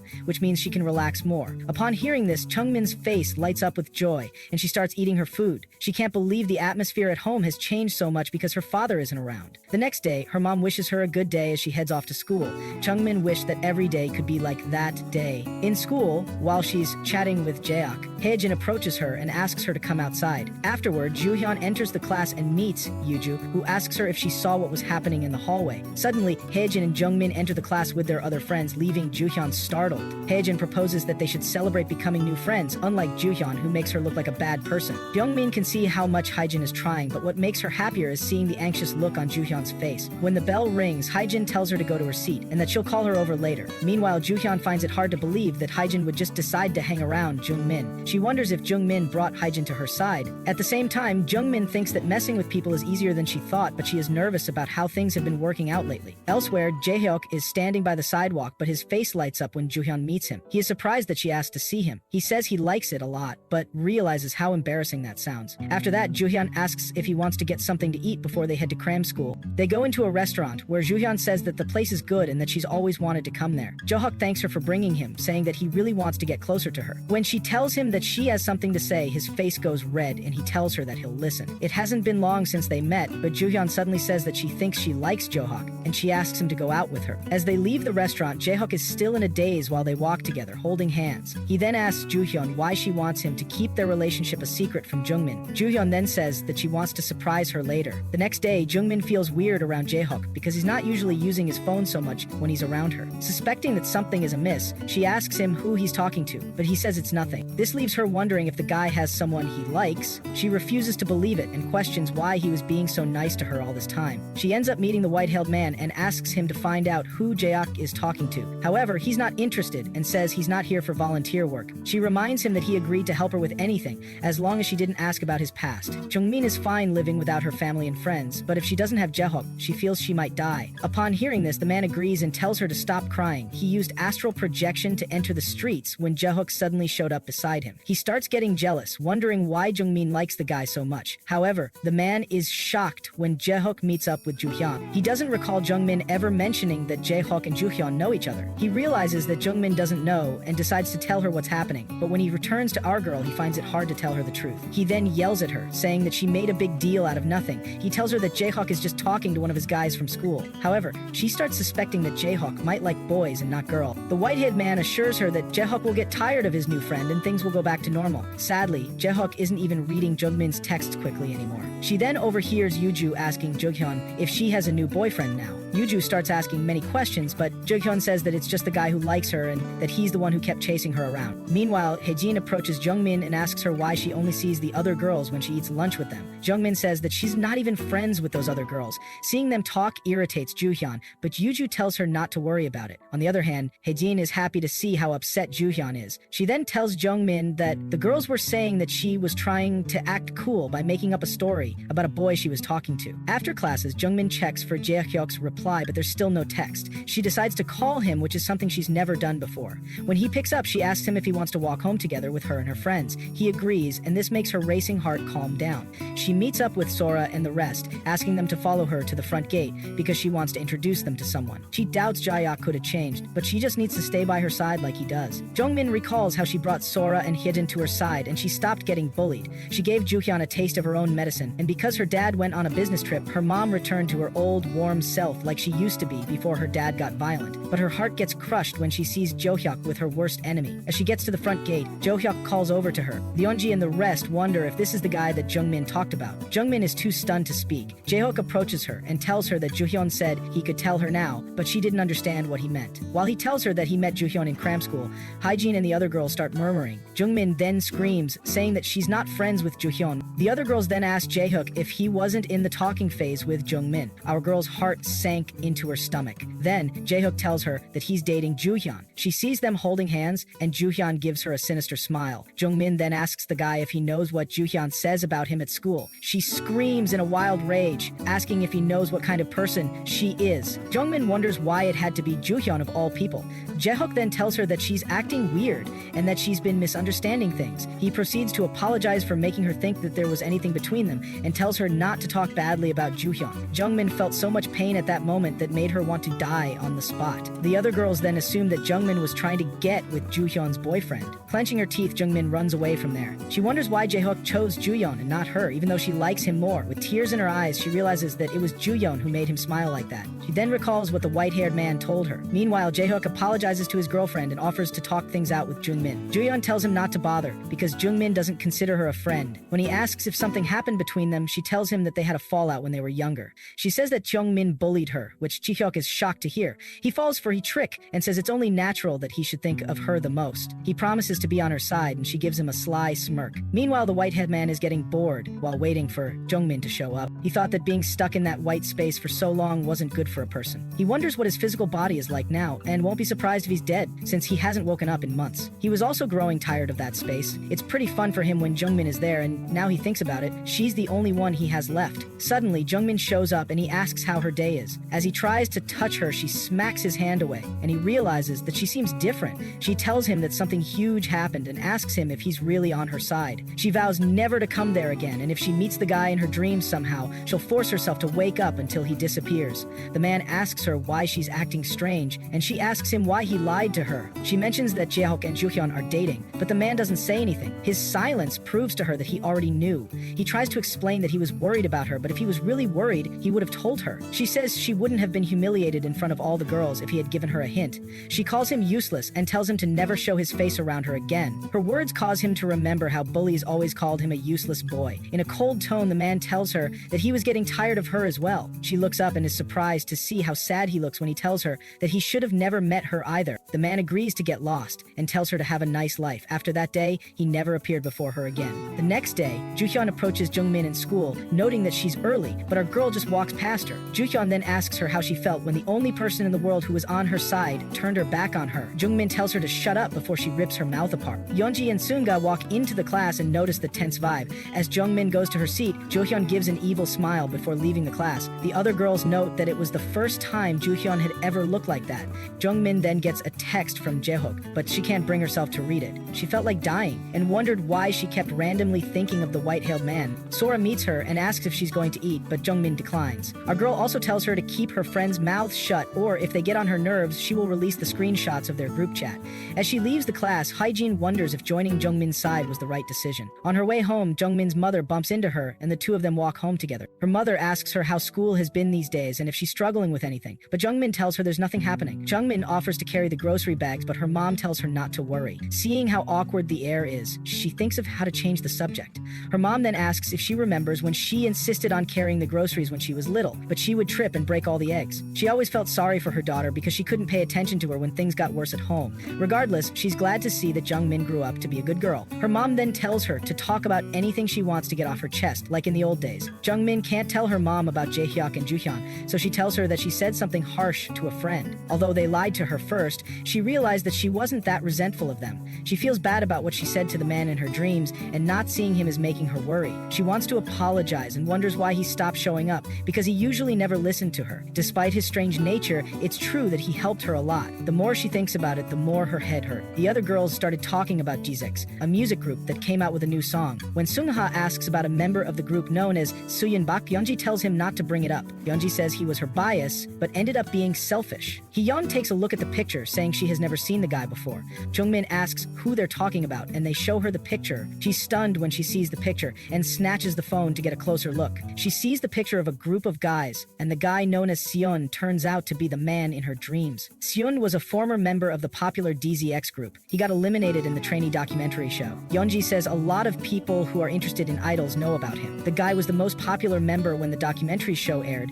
and everyone thought he would debut for sure. He was famous for communicating with his fans often, but he was cut from the final lineup and disappeared completely. Part of the reason he got eliminated was because of a big car accident during filming. The other reason was that Seong started getting competitive with a member named Nahyuk-gung, causing his popularity to decrease. He and Nahyuk had similar images. The girls then tell Jung Min that she'll figure out more if she watches the documentary. After that, Jung Min went home and watched every video with Seong in it. He felt unfamiliar, as if he wasn't the person she knew. And as she recalled the hint he gave her, it felt like she was putting the pieces of the puzzle together. She wonders if this is why he didn't want her to know his true identity. She finally got to the last episode, where Seon addressed his fans and told them not to worry about his injuries. He promised to continue to show his face and begin his personal promotions once his injuries healed. But Jung Min could tell he was lying. She didn't know much about him, but she trusted her gut. There was also the fact that Seon hated when people dug up his past, but she could tell the truth from his facial expression. The documentary also showed his school uniform and mentioned that his agency was close to her. So Jung Min decides to go to the hospitals in the area, hoping to meet the guy. Of course, this was impulsive, and she hadn't thought of what she was going to do if she met him. However, as long as she knew his mysterious identity, she couldn't just do nothing. She goes into a hospital and asks the receptionist if Seon is there, and the woman tells her he is. The woman then asks why she's coming to see him, but Jung Min doesn't even know why she came. When the woman asks what her relationship is with Seon, she tells her that they're friends. Another nurse comes up and her colleague tells her the situation. They decide to allow Jung Min to see Seon since they can call security if anything happens. As the nurse guides her to the ward, she tells Jung Min that a lot of weird people come to see Seon. Jung Min assumes it might be his fans because the hospital was never disclosed to the public. As they get to the room,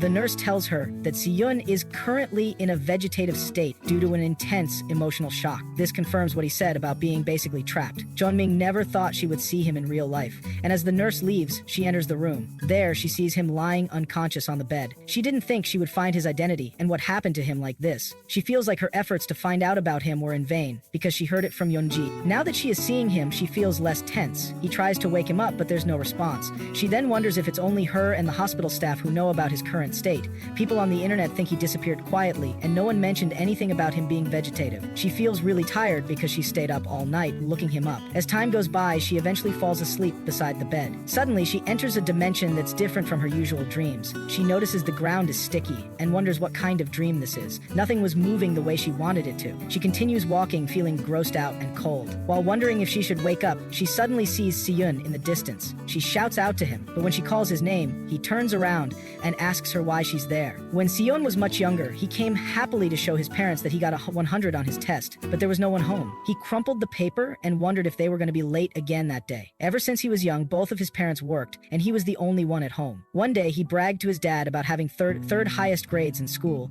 and asked if they could have dinner together, but his dad said he was making a big deal for nothing. Seon thought that if he studied hard, then his parents would look at him. He had only gotten into middle school before realizing that no matter what his grades were, his parents would think of them as a given. Although he was overlooked at home, that wasn't the case outside. All of his friends and teachers liked him. Everyone did, except for his parents. So he decided to discard them. His father beat him for trying to become an idol, saying that his grades had also dropped. His mother asked him to apologize, but Seon asked what he had done wrong. He simply told his parents about his dreams and asked for their support, but they reacted by hitting him. He laughed when they asked why he was suddenly acting this way, but it only seemed sudden to the two of them. He never dreamed of having a close-knit family like his friends. He called out his parents for never acknowledging him, saying that they don't know anything about him. him. His father became more furious and said it was because they were making money to send him to college. He told Soo-yoon he was too old to be throwing a fit and asked if he knew where all the money for the food and clothes came from. The man refused for his son to become an idol, but Soo-yoon responded by telling them not to be his parents anymore. He felt he wasn't needed in the household, so he told his parents to live like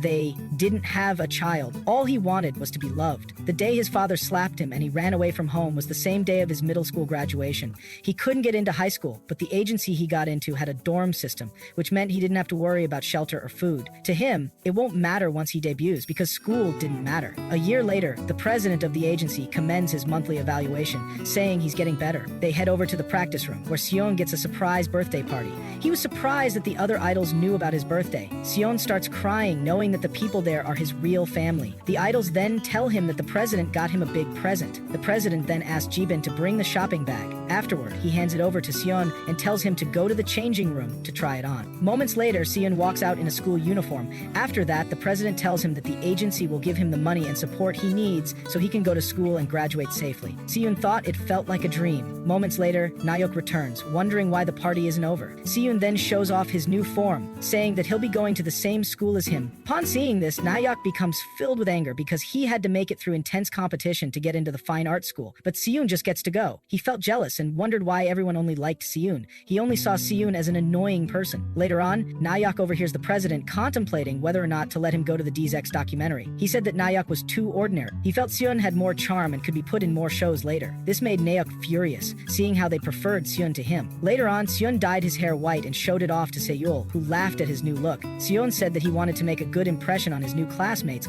and wondered if he should give them chocolate. When he asked for Nayeok's opinion, the guy asks if Seon wants to steal them too. He quickly brushed it aside and told Seyun that anyone would like it if he talked to them. In school, Nakyok's classmates asked him what Seyun was like, but he didn't fully accept that they were close. The teacher then introduced Seyun, who was giving a stylish pose for his classmates. He then introduced himself and told everyone that he was friends with Nahyuk. After that, he told them to treat him normally. The entire class applauded his introduction, and the girls were eager to hang out with him. On the other hand, Nayeok and two other guys weren't so happy. As expected, Seyun's presence had a huge effect on not only their class, but the entire student body. Nahyuk couldn't stand how loud everyone was around Seyun. Seeing this, Seyun decides to talk outside with his classmates, and he also offers to buy treats for them. Meanwhile, Nahyuk wonders if Seyun read his expression and left the room. This is what annoyed him even more. After classes, Seyun asked Nahyuk to come and have lunch together. Nahyuk agreed, but still couldn't stand his presence. A pink-hamed girl interrupts them, and he recognizes her as someone whom he rejected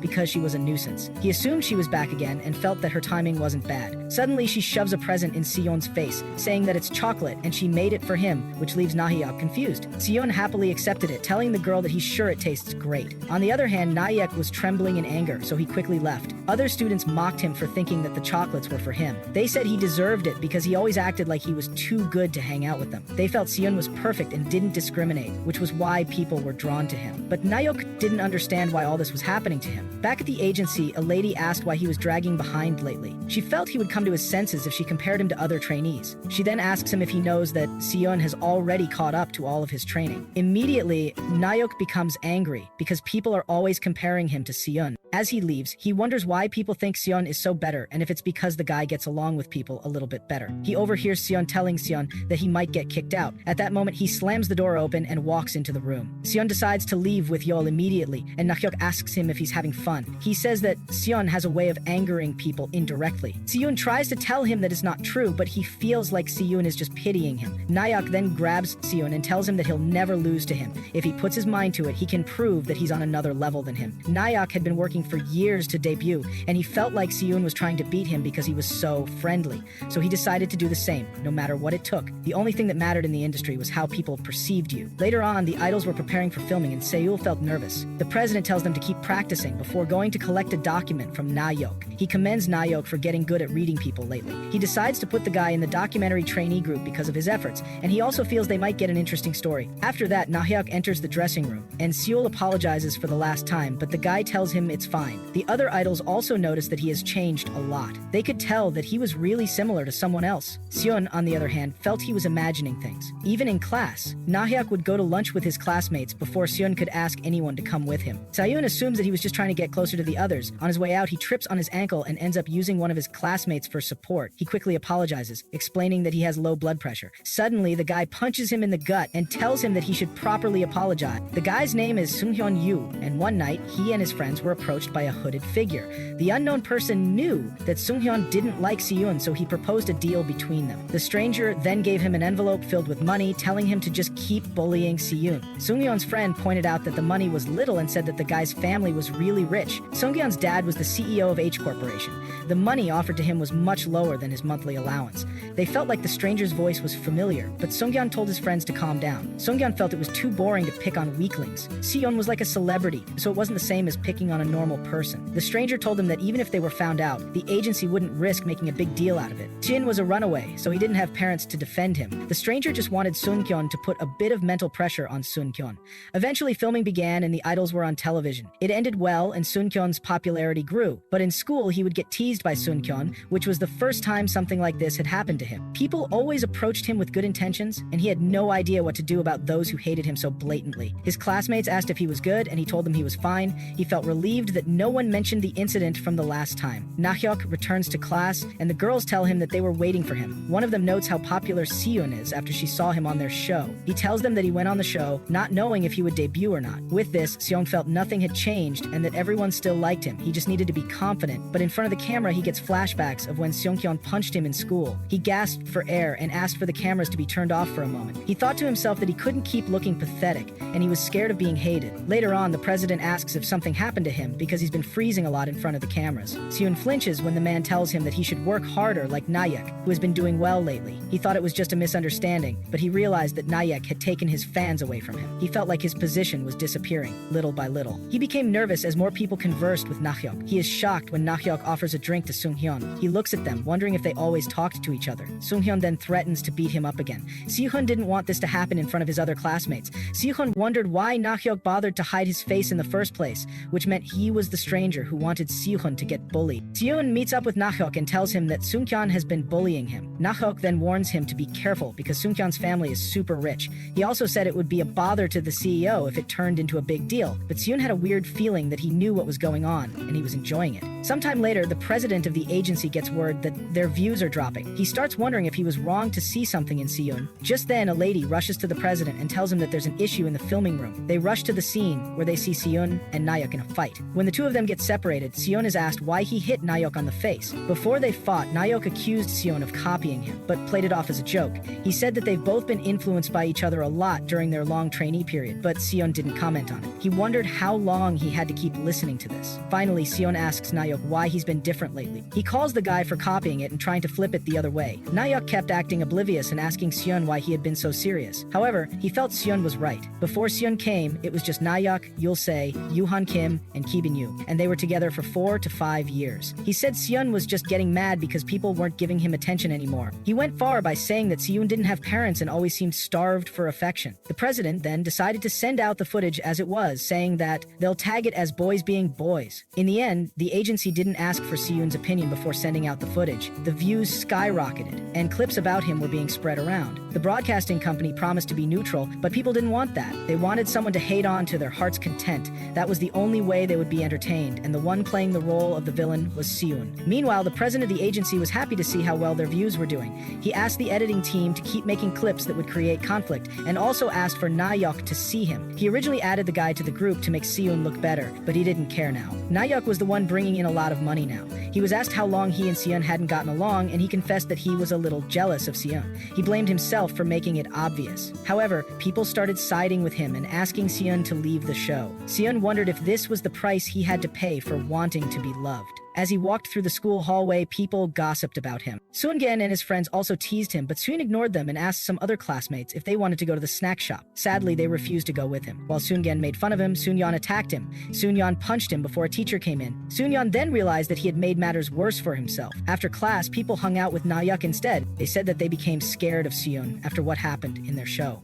However, someone suddenly approaches Seo-hun and asks if they can walk home together. He happily agrees to follow them, but when they start heading into a dark area, he gets worried. He wonders if it's their secret hideout, but it ends up being Soon-yeon and his gang who lured him there. The two guys who lured him apologize, but they had no choice. After a while, the other idols are unable to reach Siyun, and Nahyuk tells them that he doesn't know where the guy is. Someone then barges into the room and tells them that there's terrible news. Siyun was badly beaten up, and he was desperately asking for help. The idols head to the hospital to see Siyun, whose face has been patched up. He wonders how he got to the hospital and asks his colleagues what happened with the shoot. The president then tells him that it's been postponed and they've already put out a statement. Sadly, the doctor said Siyun won't be able to dance anymore. Nahyuk became nervous, wondering why Siyun would go so far. He also hoped that this wouldn't affect him as well. Siyun then tells them that it was Sungkyun who did this to him and that the guy is in his class. He asked for the guy to be punished, but the CEO looked like he just wanted to move on quietly. But Siyun was determined because it was only right for bad people to be punished. A few days later, Sungkyun's mom meets the CEO in the hospital and hands over her card. He quickly realizes that she's the wife of the CEO of H Corporation. When they head inside, Siyun tells the woman that what her son did wasn't just bad, but it was a crime. The CEO then said he was acting a little immature. The woman then gives the CEO a card telling him to call the number there if they need to take care of any problems. She was doing it for her son's future, but Siyun let her know that her son ruined his entire life. He already knew what she was trying to do, and he said no amount of money was going to settle it. Nevertheless, she doubted that a high schooler could do much on his own. After she left, the CEO told Siyun that they should just move on. He then reminded him that his condition for sending him to school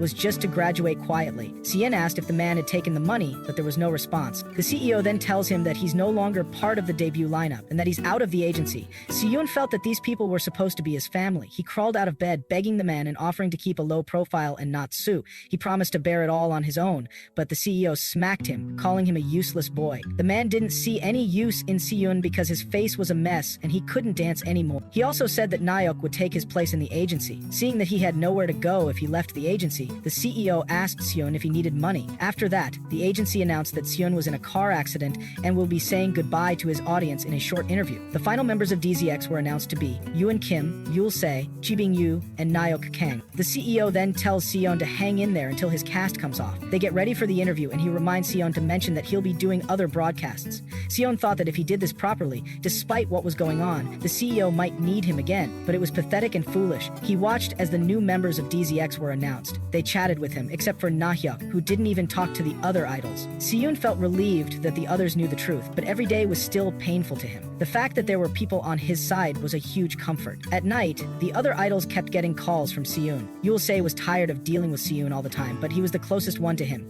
He complains that Siyun has been acting so weird and obsessive. He was getting really upset because this was the first time they'd been able to sleep properly in 3 days. Meanwhile, Siyun was hoping that they wouldn't abandon him. Eventually, the numbers he dialed were no longer in use. He laughed as he realized that the friends he thought Og as family had abandoned him. He wondered how he got to this point and how he was supposed to live now. Suddenly, someone in a hood rushed toward him as he limped through the hospital. The girl said she loved him, but the nurses and doctors rushed to get Siyun to safety. He wished that day had been the end, but another person came in and told him not to bully Nahyuk. Siyun was completely speechless. He began to have this dream because he liked being loved by many people, but he wondered if this was the result of what he wanted. His eyesight became blurry and he passed out. He woke up at night, recalling what had happened earlier. He began suffering from sleep paralysis more frequently. His mind was awake, but his body couldn't move. His ears rang with a terrible, high-pitched noise. Suddenly, he saw himself in the classroom of his school. Sungkyung then appeared in front of him to bully him again. There, people called him a total loser and said he was pathetic for being scared of Sungkyung. They felt sorry for him and wondered why he couldn't tell that everyone was uncomfortable around him. The voices continued talking down to him and he begged them to stop. He yelled out and suddenly saw his former colleagues who said they only hung out with him because they felt sorry for him.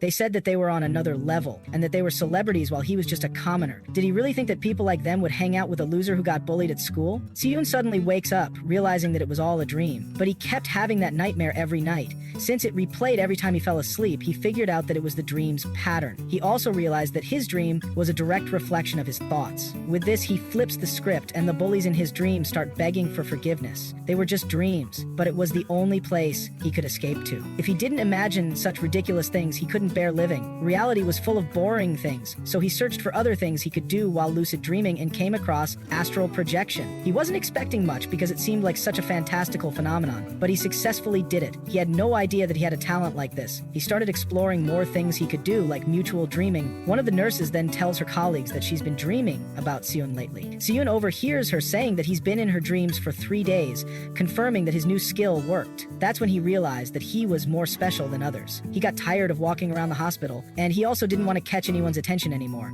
He decided to astral project and wondered where he'd go. He sees some students and thinks about what school life is like after he left. Despite distrusting other people because of what happened to him, he still wanted the warmth from others. School was still a terrifying place for him to set foot in, but he felt more comfortable since no one could see him. He felt his school was still the same even though he was gone. Suddenly he hears Sun-kyan's voice. She lost everything because of him, but Sun-kyan was fine as if nothing had ever happened. Suddenly someone comes into the class and tells them that a girl called Yerin Song has committed suicide. Sun-kyan and his crew wonder if they were too mean to the girl. As her classmates mourned her, they said that Yerin was getting bullied by Sun-kyan because she posted how Sun-kyan got bullied by the same guy. Since Sun-kyan's family was rich, they easily got the post deleted. Si-yoon comes across Yerin's picture and recalls that she was the one who gave him a box of chocolates before. In his boiling rage, Si-yoon beat up Sun-kyan in his dreams. Even though it was a dream, he knew seeing the guy in pain was a horrific sight, but surprisingly he felt no remorse. He wakes up and wonders when he shifted from astral projection into a dream. Suddenly he hears the news that Sun-kyan has suffered severe injuries to his face. He overhears some students saying that Sun-kyan managed to survive because his parents found him before he bled to death. Upon hearing this, Sun-kyan was convinced that he was very special. After hearing all this, Jung Min asks Seon if the guy is dead, but he says no. Sun-kyan's parents try to get the doctor to do something about their son's face, but he told them to wait until Sun-kyan regains consciousness. Meanwhile, Seon stood over the guy, saying that no matter how much money they had to burn, Sun-kyan's life was in his hands. He used to be so terrified, but now he has them in the palm of his hands. He saw them as nothing, and that their existences were about as important as ants. As Sun-kyan struggled to call for his mother, Seon decided he should live in pain like that forever. After finding out his abilities, he began spending more and more time in his dreams. In there, he was special, but he soon noticed something strange. The nurse also noticed that he hasn't been eating much, but he tells her that he's happy these days. He then asked her not to wake him up while he slept. Meanwhile, DZX won first place nominee on Music Town. Seon quickly switched off the TV because he couldn't stand seeing them. He felt that nothing good came from being awake. That's why he decided to stay in this place for a few days. What he did most was go into other people's dreams and watch them. It was fun at first, but he quickly got bored with it. When he decided to leave, he noticed that he couldn't wake up. He had no idea this kind of side effect would follow. The nurses thought it was because of mental shock. Seong feels that the nurses must have felt sorry for him. After that, he met Jung Min and noticed that she was pretty good at what she did. Still, he just watched and didn't approach anyone because he was tired of maintaining human relations. Even though he worked so hard to create this space, he tried to forget it. Jung Min's dreams were his only source of entertainment. He wondered why he did that all of a sudden, but it was just sympathy. He needed something new to do, and in exchange for saving her, Jung Min just had to entertain him. He promised himself never to make the same choices again. He doesn't know why he's telling Jung Min all this, and he feels he's still a little bit pathetic. He admits that he was just testing himself the first time he helped her. He just wanted to use someone. Because of this, he tells her to leave because he's not as amazing as she thinks he is. However, Jung Min doesn't get what he's talking about. She says that she actually felt threatened by him because she never knew what he was thinking. Now she feels like she's talking to a human being. She's not disappointed because she never expected anything from him in the first place. She then tells him that she came to apologize for calling him useless. Jung Min decides to help him leave that place, but he says that if he could leave, he would have already left. Seong wonders what he would even do if he left. He has nowhere to be anymore and feels like reality is worse for him. Do-hong Min suspects that he has convinced himself that he's trapped and asks him if he has ever truly wanted to leave. Soo-young is convinced that no one will be happy to see him if he wakes up, but she tells him to stop being frustrating and just wake up. She offers to give her number if he's so lonely, since she doesn't have friends to talk to either way. Suddenly, he grabs her and asks if she's really going to stay by his side. Leon Min agrees, and at that moment he grabs her hand and thanks her. She then wakes up, wondering what time it is. Seon brushes her hair and tells her to keep her promise. Jung Min hesitated for a moment before offering a small gesture of comfort. She told Seon that if he was really feeling lonely, he could have her number. He could text her or reach out anytime. She admitted that she had no friends to talk to anyway. In her thoughts, she questioned her own words, feeling awkward. She realized she wasn't very good at comforting others and wondered what she had even been saying. Seon suddenly reached out and grabbed her shoulder, asking with urgency if she truly meant it, if she would really stay by his side. Jung Min responded, saying it was okay with her, as long as he didn't mind. Confused by her own feelings, she wondered what had just happened. Then, unexpectedly, Seon kissed her hand and thanked her. Jung Min gasped in surprise and glanced around, realizing she had lost track of time. Seon reminded her of her words, that she said she would stay by his side, and told her to keep her promise. In response, Jung Min handed over her number. Seon thanked her with a bright expression. Jung Min, flustered, asked why he was staring at her like that. Seon said he was simply fascinated. Jung Min, in her thoughts, admitted she felt the same. Then, she informed him that her mom had called, so she was heading home. She reminded him that he still needed to get a checkup backup. Before she could leave, Seon stopped her to apologize for not telling her the truth back then. He said he hadn't wanted to see her get hurt. Jung Min silently wondered if he was referring to Jo-hyuk and Jae. He brought up how she mentioned feeling humiliated in front of others and took responsibility for it. He promised to take care of things for her and asked how that sounded. Jung Min, confused, asked how he planned to do that. Seon smirked and said it was a secret. He told her to bring those girls the next time she visited him and made sure she agreed. She responded hesitantly. As they parted, Seon waved goodbye and said he would text her. Jung Min watched him, thinking about how he was treating her so differently all of a sudden. She figured that maybe what she said had helped him a little. She was glad she had come. Seon meanwhile stood alone with a determined look in his eyes. He promised to help Jung Min. He knew he couldn't keep staying where he was. Even though he had nowhere to go, he didn't want to return home either. With resolve, he made a phone call to the CEO. When the man answered, sounding annoyed, Seon introduced himself calmly. The CEO snapped, saying there was no place for him anymore just because he was out of the hospital. But Seon cut in, saying he didn't want to come back, he just wanted a house. He reminded the CEO that he had made a fortune off of him. Seon wasn't going to let it all end with a bit of pocket change. He offered a deal, just a house until he became a legal adult. In return, he would stay silent and live quietly. The CEO, furious, rejected the idea outright. He told Seon to figure it out with the money he had already given him. Seon responded coldly, asking where a teen runaway was supposed to live. He said he didn't want to be homeless, so he might as well expose everything and end his life. The CEO went silent. Seon added that if he couldn't get a house, he understood, but dying alone didn't seem fair. He mentioned going live on social media and broadcasting his suicide. He laughed as he said it, knowing exactly how to shake the man. He reminded him that people with nothing to lose were always the scariest. The call disconnected. The CEO stared at the phone, stunned. He called out Seon's name in disbelief, shouting into the dead line. Frustrated, he cursed under his breath. He couldn't understand what had gotten into Seon. The words "suicide show" echoed in his head. It sounded insane, but a part of him wondered if the boy really meant it. Seon's mind echoed with the weight of his own words. People with nothing to lose are the scariest. The thought lingered like a shadow. Just then, his phone buzzed with a sharp vibration. A notification popped up on the screen. Seonbak started a live broadcast at around 9 p.m. At the hospital, a nurse approached him with concern. She asked if he felt okay walking around, noting that he had been asleep for quite a long time. Seon replied calmly that he felt fine. With all the rest, his skin had improved, and his wounds, including the injury to his leg, had healed. He told her he was stepping out for some fresh air before checking out. On his phone, he skimmed through the comments, flooding his live stream. Viewers expressed surprise at seeing him back, asking where he had been and saying they missed him. Some wondered if something had happened. Seon grinned to himself, quietly amused by their reactions. Still, he whispered in his thoughts that he no longer needed this kind of attention. With a soft sigh, he decided he might go shopping for the first time in a while. He wanted to look nice. Elsewhere, at school, Jung Min stared at her phone, reading Seon's messages. She wondered what he wanted from her. Her mind flashed back to her own words, offering her number if he ever felt lonely. She admitted to herself that maybe this was what she deserved. She replied to his text with a casual message, noting that it looked like he was having fun. Then she added that even though he said he would handle everything, she still had no idea how he intended to do that. Leon Min's thoughts drifted to the girls who occasionally gossiped about her. It annoyed her, but she had learned that things usually quieted down once she scared Sora a little. She reminded herself that just because Seon did something, it didn't mean Jae-hyuk would come back to her. Her train of thought was interrupted when her friends called out, reminding her that she had promised they'd leave school together today. They asked if she hadn't even packed her bag yet. Jung Min blinked, realizing it was already time to go. She muttered that she was coming and moved to gather her things. One of her friends brought up Seonbaek's social media, saying he had gone live the previous night. They wondered aloud if something had happened to him. Another teased, saying she thought that friend had stopped standing Seon because of his personality. Embarrassed, she claimed she was just curious. Jung Min brushed it off and told them she'd treat them to dinner like she had promised. Her friends cheered, wondering what they should eat. Jung Min thought to herself that there was no way they'd follow her again unless she offered something like this. She was bringing them along because Seyoung had asked her to. But even as she walked with them, nerves bubbled in her chest. She wasn't sure if this would turn out okay. As they stepped out, a familiar voice called her name. It was Jae-hyuk. One of her friends whispered that it was Ju-Hyun's boyfriend. Jung Min froze. She internally groaned, "Of all times, why now?" The group chuckled, someone saying it felt like deja vu. Jung Min muttered, wondering why Jae-hyuk was there. Then her thoughts shifted. By any chance? Jae-hyuk spoke up, saying he hadn't expected to run into her. He asked if she had seen his texts. Jung Min apologized, saying she had, but she trailed off.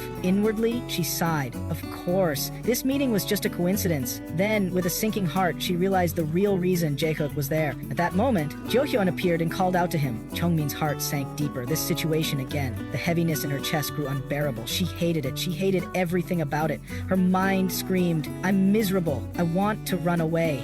But then, as if on cue, Seyoon appeared nearby. He asked if her phone was on silent and why she hadn't picked up his calls. He looked at her with genuine concern and asked if she had been waiting long. Jung Min was startled the moment she saw Seyoon and questioned questioned why he was there, Seon casually replied that he had come to get her. Though confused, Jung Min hesitated, then remembered why, muttering uncertainly. Her friends observed Seon closely, one of them recognizing his face but unable to recall where they had seen him. Another confirmed it, realizing he was Seon Baek. Someone quickly searched his name, confirming his identity. Whispers and stares filled the air. Other students around them began murmuring, curious why Seon was at their school. They pointed out that the girl beside him was a student there and speculated about their relationship. Jung Min's friends immediately confronted her, asking what was going on between the two and what their connection was. Without warning, Seon pulled Jung Min into a hug and suggested they leave the area, noting how many people were watching. He jokingly called her Minnie, to which she immediately protested, finding the nickname gross. Seon, unfazed, insisted they sit down, behaving like the place belonged to him. Jung Min silently remarked how he was acting like it was his restaurant. Sora then approached cautiously, confirming if he was really Seon Baek, the former member of DZX. She asked if he had always known Jung Min and for how long. Hyejin, overwhelmed, complimented Seon's looks and teased Jung Min, asking how she managed to land someone like him. Jung Min tried to interrupt, but Seon stopped her, offering to answer their questions, since they were Jung Min's friends. When Hyejin asked if they were dating, Jung Min quickly denied it, but before she could finish, Yeonji stepped in, firmly stating that they couldn't be together. She argued that even though Seon was eliminated, he was still a public figure and wouldn't betray fans by dating someone like Jung Min. At that moment, Jung Min snapped. She declared they were dating and asked if Yeonji had a problem with that. Without a word, Yeonji said she received a call from home and left abruptly. A friend called after her, but she didn't turn back. Hyejin brushed it off, saying Yeonji was acting that way because she was a fan of Seon. She laughed it off, telling Jung Min to ignore it. Sora, meanwhile, was thrilled with the gossip, wondering who to tell first. Hyejin whispered that Yeonji had always claimed to stop standing Seon because of his personality, but it was clear she hadn't really stopped. Jung Min watched Seon quietly, wondering if he was okay. She noticed Hyejin was pushing his buttons and worried about how he would react, but Seon smiled faintly, calling himself a bad guy. Jung Min sighed with relief, realizing he was holding up fine. Later, her friends commented that they were full. Hyejin asked if Seon was really going to pay. He confirmed, saying he was the one who told Jung Min to bring everyone. Since he invited them, it was only right for him to pay. Hyejin teased Jung Min again, asking how it felt to have such a hot boyfriend. Sora begged for permission to spread the news, then announced she was heading to the bathroom. Seon joined her, leaving Hyejin and Jung Min waiting outside. While waiting, Hyejin brought up Ju-Hian's reaction earlier, asking if Jung Min had noticed her expression. Jung Min admitted she didn't know. Her thoughts drifted to Jaehook. She had been so distracted that she forgot to talk to him before leaving school. Hyejin laughed, then shifted the topic, suggesting Jung Min dress up more now that she had a boyfriend. Jung Min blinked in confusion. Hyejin critiqued her outfit, telling her to change her skirt, put on makeup, and fix her hair. If her boyfriend was that attractive, she should try to match his level. She added that if Jung Min had done that from the beginning of the school year, she might not have been bullied so badly. Leon Min responded with a dry laugh. She asked if that meant she now had permission to do whatever she wanted with her uniform. She pointed out that Hyejin had once told her the skirt was too long, and now wondered if she could finally stop worrying about her opinions. She admitted she always thought someone like her wasn't allowed to try anything. Caught off guard, Hyejin looked at Seon, then quickly changed her tone. She awkwardly thanked him for the food and left in a hurry. Sora returned, confused why everyone had left so suddenly. She thanked Seyoung for the meal and told Jung Min she'd see her at school. After everyone left, Jung Min turned to Seon and asked if this was how he planned to handle things. Seon replied that it was the easiest and most effective way for her to gain their respect. He noted that teenagers were obsessed with relationships anyway. Jung Min questioned why being his girlfriend would earn her respect. Seyoung pointed out that she used him pretty well, despite claiming she didn't like the idea. He added that he hadn't done anything. She was the one who started it. Jung Min admitted it was because she got angry. Seyoung grinned and motioned to his face, saying it was impossible for people not to respect him. Jung Min still felt uneasy, especially about what happened in front of Jaehyuk. Seyoung admitted he didn't expect to see him there either and was just as surprised. Jung Min considered talking to Jaehyuk. She had been avoiding him out of fear, but maybe it was time. Then she asked Seyoung about the hospital. He said he'd be discharged soon. She asked where he planned to live. He said he'd stay somewhere close to her. He explained how he bluffed the CEO into helping him. He threatened to live stream his suicide, and the moment he pretended to start the broadcast, the CEO immediately called. Leomin asked if he really had to go that far and if he was okay. Seyeon, pretending to be casual, asked if she was worried about him. She quickly denied it and brushed off her concern. Seyeon told her not to worry about the past anymore, saying it didn't bother him now. Jung Min asked if he truly meant it. He nodded and offered to walk her home. She told him he didn't have to, reminding him he was still a patient. He shrugged, insisting he'd do what he wanted. Meanwhile, Ju-Hian watched from a distance. She repeated his name in her mind. Si-yoon Bak, an idol trainee. She couldn't understand how he knew Jung Min. She had been observing Jung Min for a while, yet never noticed this connection.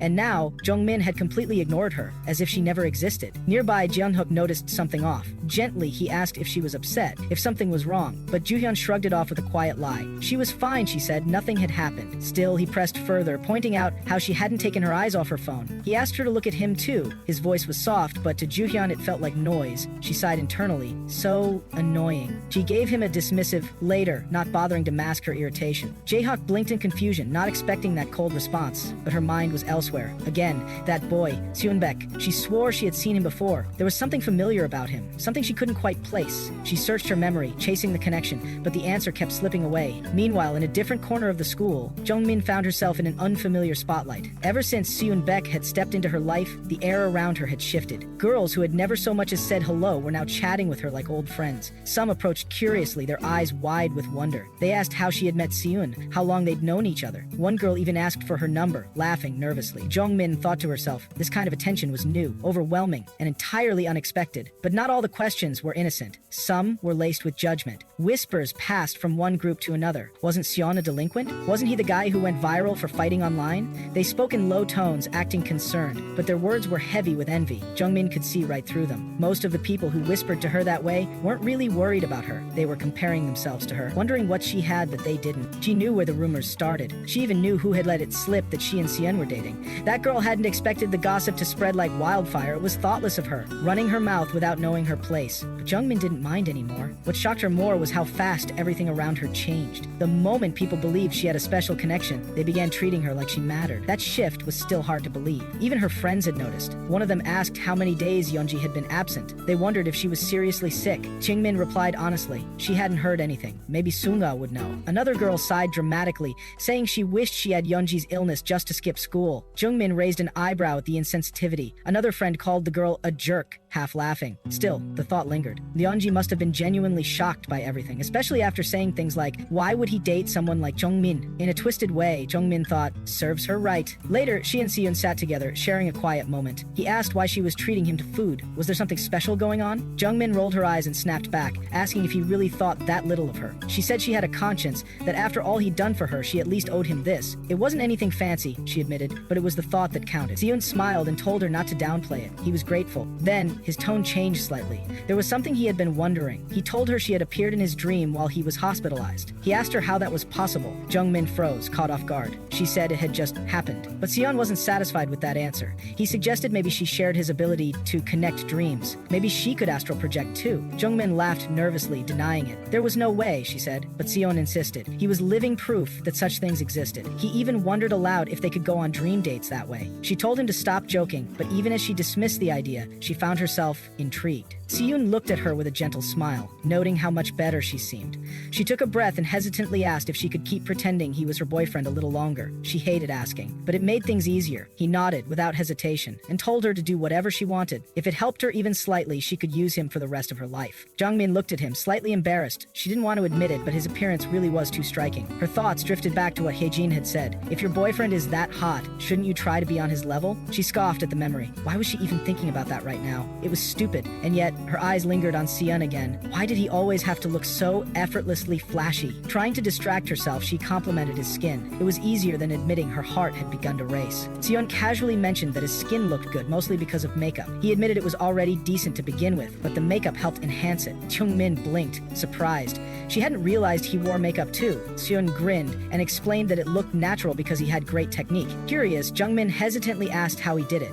When Seong questioned her interest, she confessed she had been wondering what it might be like if she tried makeup herself. But before she could say more, Seong told her that he didn't think she needed it. That single comment made her pause. For a brief second, her thoughts grew insecure. She wondered if he believed she couldn't pull it off, or that she wasn't suited for things like that. But Seong immediately followed with reassurance. He told her face was already more than pretty enough. Jungmin blushed, brushing it off awkwardly and asking him to at least make his compliments believable. Seong didn't back down. He said he was being serious, that he had seen many potential idols in his time, but Jungmin could easily compete with them. He stuttered, caught off guard by the praise. It felt too much, too sudden. Her mind drifted for a moment. She remembered Jaeok's voice, the way he had once called her pretty too. That memory lingered, uninvited. Jaeok. Breaking the silence, Seon suddenly suggested they go shopping. Jungmin blinked again, surprised by his energy. She pointed out that he already seemed to have more than enough clothes, and asked if he really needed more. He just smiled playfully and declared that he had money to burn. Jungmin sighed internally. She didn't even have the strength to argue with that kind of confidence. And so, they spent the next few hours wandering stores. Zeon eagerly held up outfit after outfit, asking what she thought. Jungmin responded with brief nods. She grew increasingly tired, as his enthusiasm showed no signs of slowing down. 2 hours later, after After trying on more clothes than she could count, Jung Min watched him hold armfuls of pieces. She finally asked if he was really planning to buy all of it, but Seon shrugged. He said none of it really spoke to him and decided he'd just get a simple t-shirt instead. Then he held one up and asked if she liked it. Jung Min gave a vague reply saying it was okay, then immediately backtracked saying it wasn't really that cute. As they finally stepped out of the store, Seon beamed. He said he had fun again today. Jung Min rolled her eyes and muttered that he was probably the only one who had fun. Seon laughed without denying it. When they reached her place, Seong told her to go inside and said he'd see her in their dreams later. She groaned, admitting she was too tired for even dreams. That's when Seong handed her something unexpected. Confused, Jung Min looked down. It was the jacket she had tried on earlier in the store. She stared at him, surprised, asking why he would do that. Seon simply said it was to repay her for the meal she'd bought him. Even though she only spent 30,000 won, he said it was the best food he'd ever eaten. Then he nudged her gently to go inside. Later at school, some girls noticed the jacket immediately. They complimented how good it looked on her, saying they'd only ever seen her in a blazer before. They asked if Seon really bought it for her, but their chatter halted when someone else appeared. Yeonji had returned. She stepped up and called out to Jung Min. Her tone was direct. She said she had something to say, and she wanted Jung Min to come outside. Jung Min followed her to another spot, where a boy was already waiting. Without wasting time, Yeonji confronted her, demanding to know if Jung Min had asked about Siyun last time, despite already knowing who he was. She reminded Jung Min that when she showed her Siyun's picture earlier, Jung Min had asked who he was, which clearly meant she hadn't recognized him at that time. Her voice rose with frustration as she questioned what Jung Min's true intentions were. Jung Min, taken aback, admitted they had known each other for a while, but confessed she had no idea Seon was that famous. Yeonji, growing more irritated, claimed that none of this made sense, and revealed she never even wanted to spend time with Jung Min in the first place. Then, her voice sharpened as she accused Jung Min of blackmailing Sora. Jung Min, narrowing her eyes, asked if Sora had told her everything. Before Yeonji could answer, Sora arrived at the scene. The boy who had been with them turned to Sora, asking how she knew they were there. Sora, clearly nervous, replied that she had seen them leaving without her and decided to follow.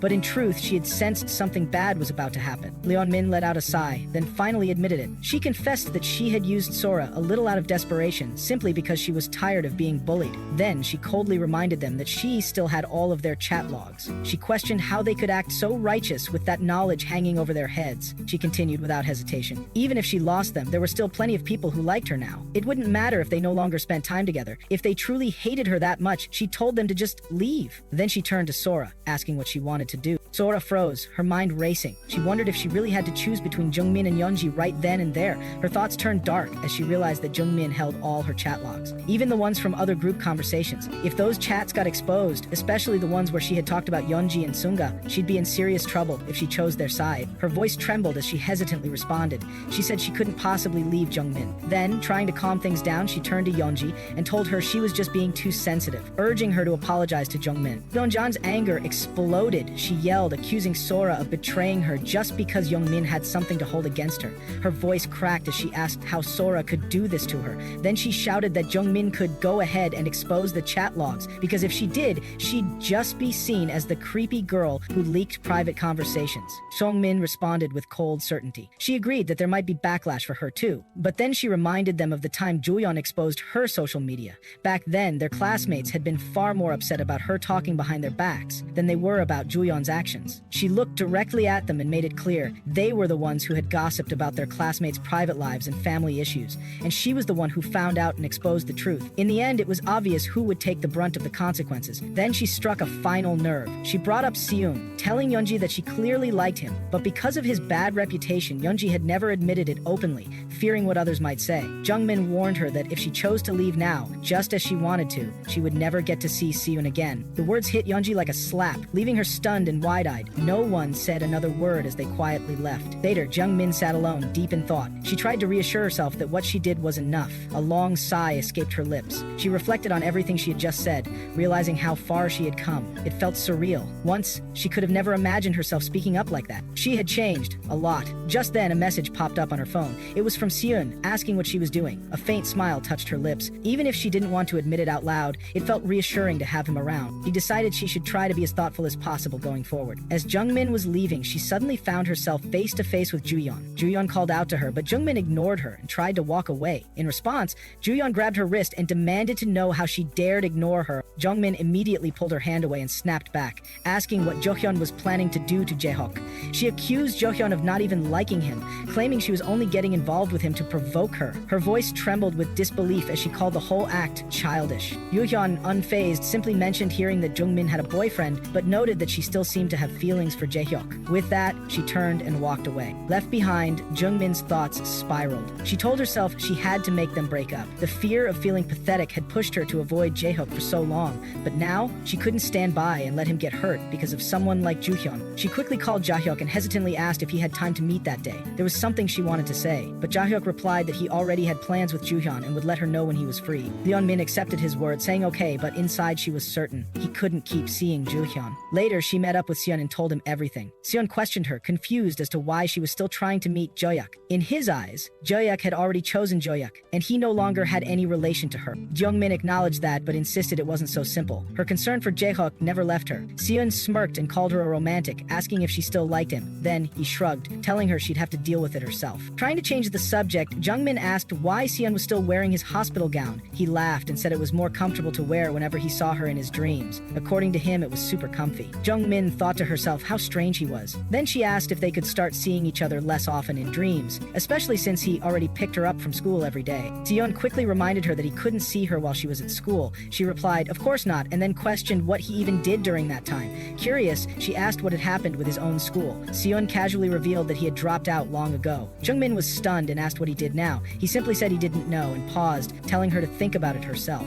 Annoyed, she told him to stop messing around and to take it seriously. She was genuinely worried about him, but Seyun seemed uncertain. He questioned whether it was that important, and then said he didn't think the way things were was all that bad. Without warning, he leaned in close to Jung Min. Startled, she pushed him away and asked what he was doing. Seyun, surprised, asked what was wrong. Jung Min grew frustrated, pointing out how he kept grabbing and leaning on her out of nowhere. She demanded to know why he was acting like that. Her thoughts spun. She spoke before she could stop herself, admitting aloud that she liked Jae-hyuk. Seon didn't seem surprised. He replied casually, saying he already knew that. But Jung Min's thoughts only grew more confused. Did he really not like her that way? He had never been normal from the beginning anyway. Before she could gather her thoughts, her friends called out to her, urging her to come with them to the snack shop. One girl declared she was treating them. Another shouted in protest, laughing, accusing them of trying to scam her into buying food. Again and again, Jung Min went along with it, agreeing to go. As they got ready to leave, Yeonji stepped forward nervously. She asked Jung Min where they were all going. One of the girls answered that they were heading to the snack shop, and Yeonji quickly said she wanted to come too. They welcomed her along without hesitation. When they reached the shop, the crowd was overwhelming. Some of the girls grumbled about how packed it was and doubted they could all get inside. One of them turned to Jung Min, asking if she was any good at pushing through crowds. Jung Min admitted she'd probably just get pushed around. So the girl decided that Jung Min and Yeonji should wait outside while the rest went in. Jung Min looked at Yeonji with slight surprise, noting how quickly she had changed her mind. Yeonji hesitated, then blurted out that she had a favor to ask. Just once more, she wanted to meet Seyun again. Jung Min raised a brow. She didn't respond immediately. She asked if Yeonji was just going to turn on her again the moment she gave in. Yeonji protested, insisting she wouldn't. If she wanted to see Seyun, she had to stay on good terms with Jung Min. So why would she sabotage that? Jung Min gave her a knowing look. So that's what it was really about. She told Yeonju it all depended on her behavior. If she kept acting nice, maybe. Just then, the rest of the girls returned, panting and sweaty from the chaos inside. Jung Min teased them, surprised they were already back.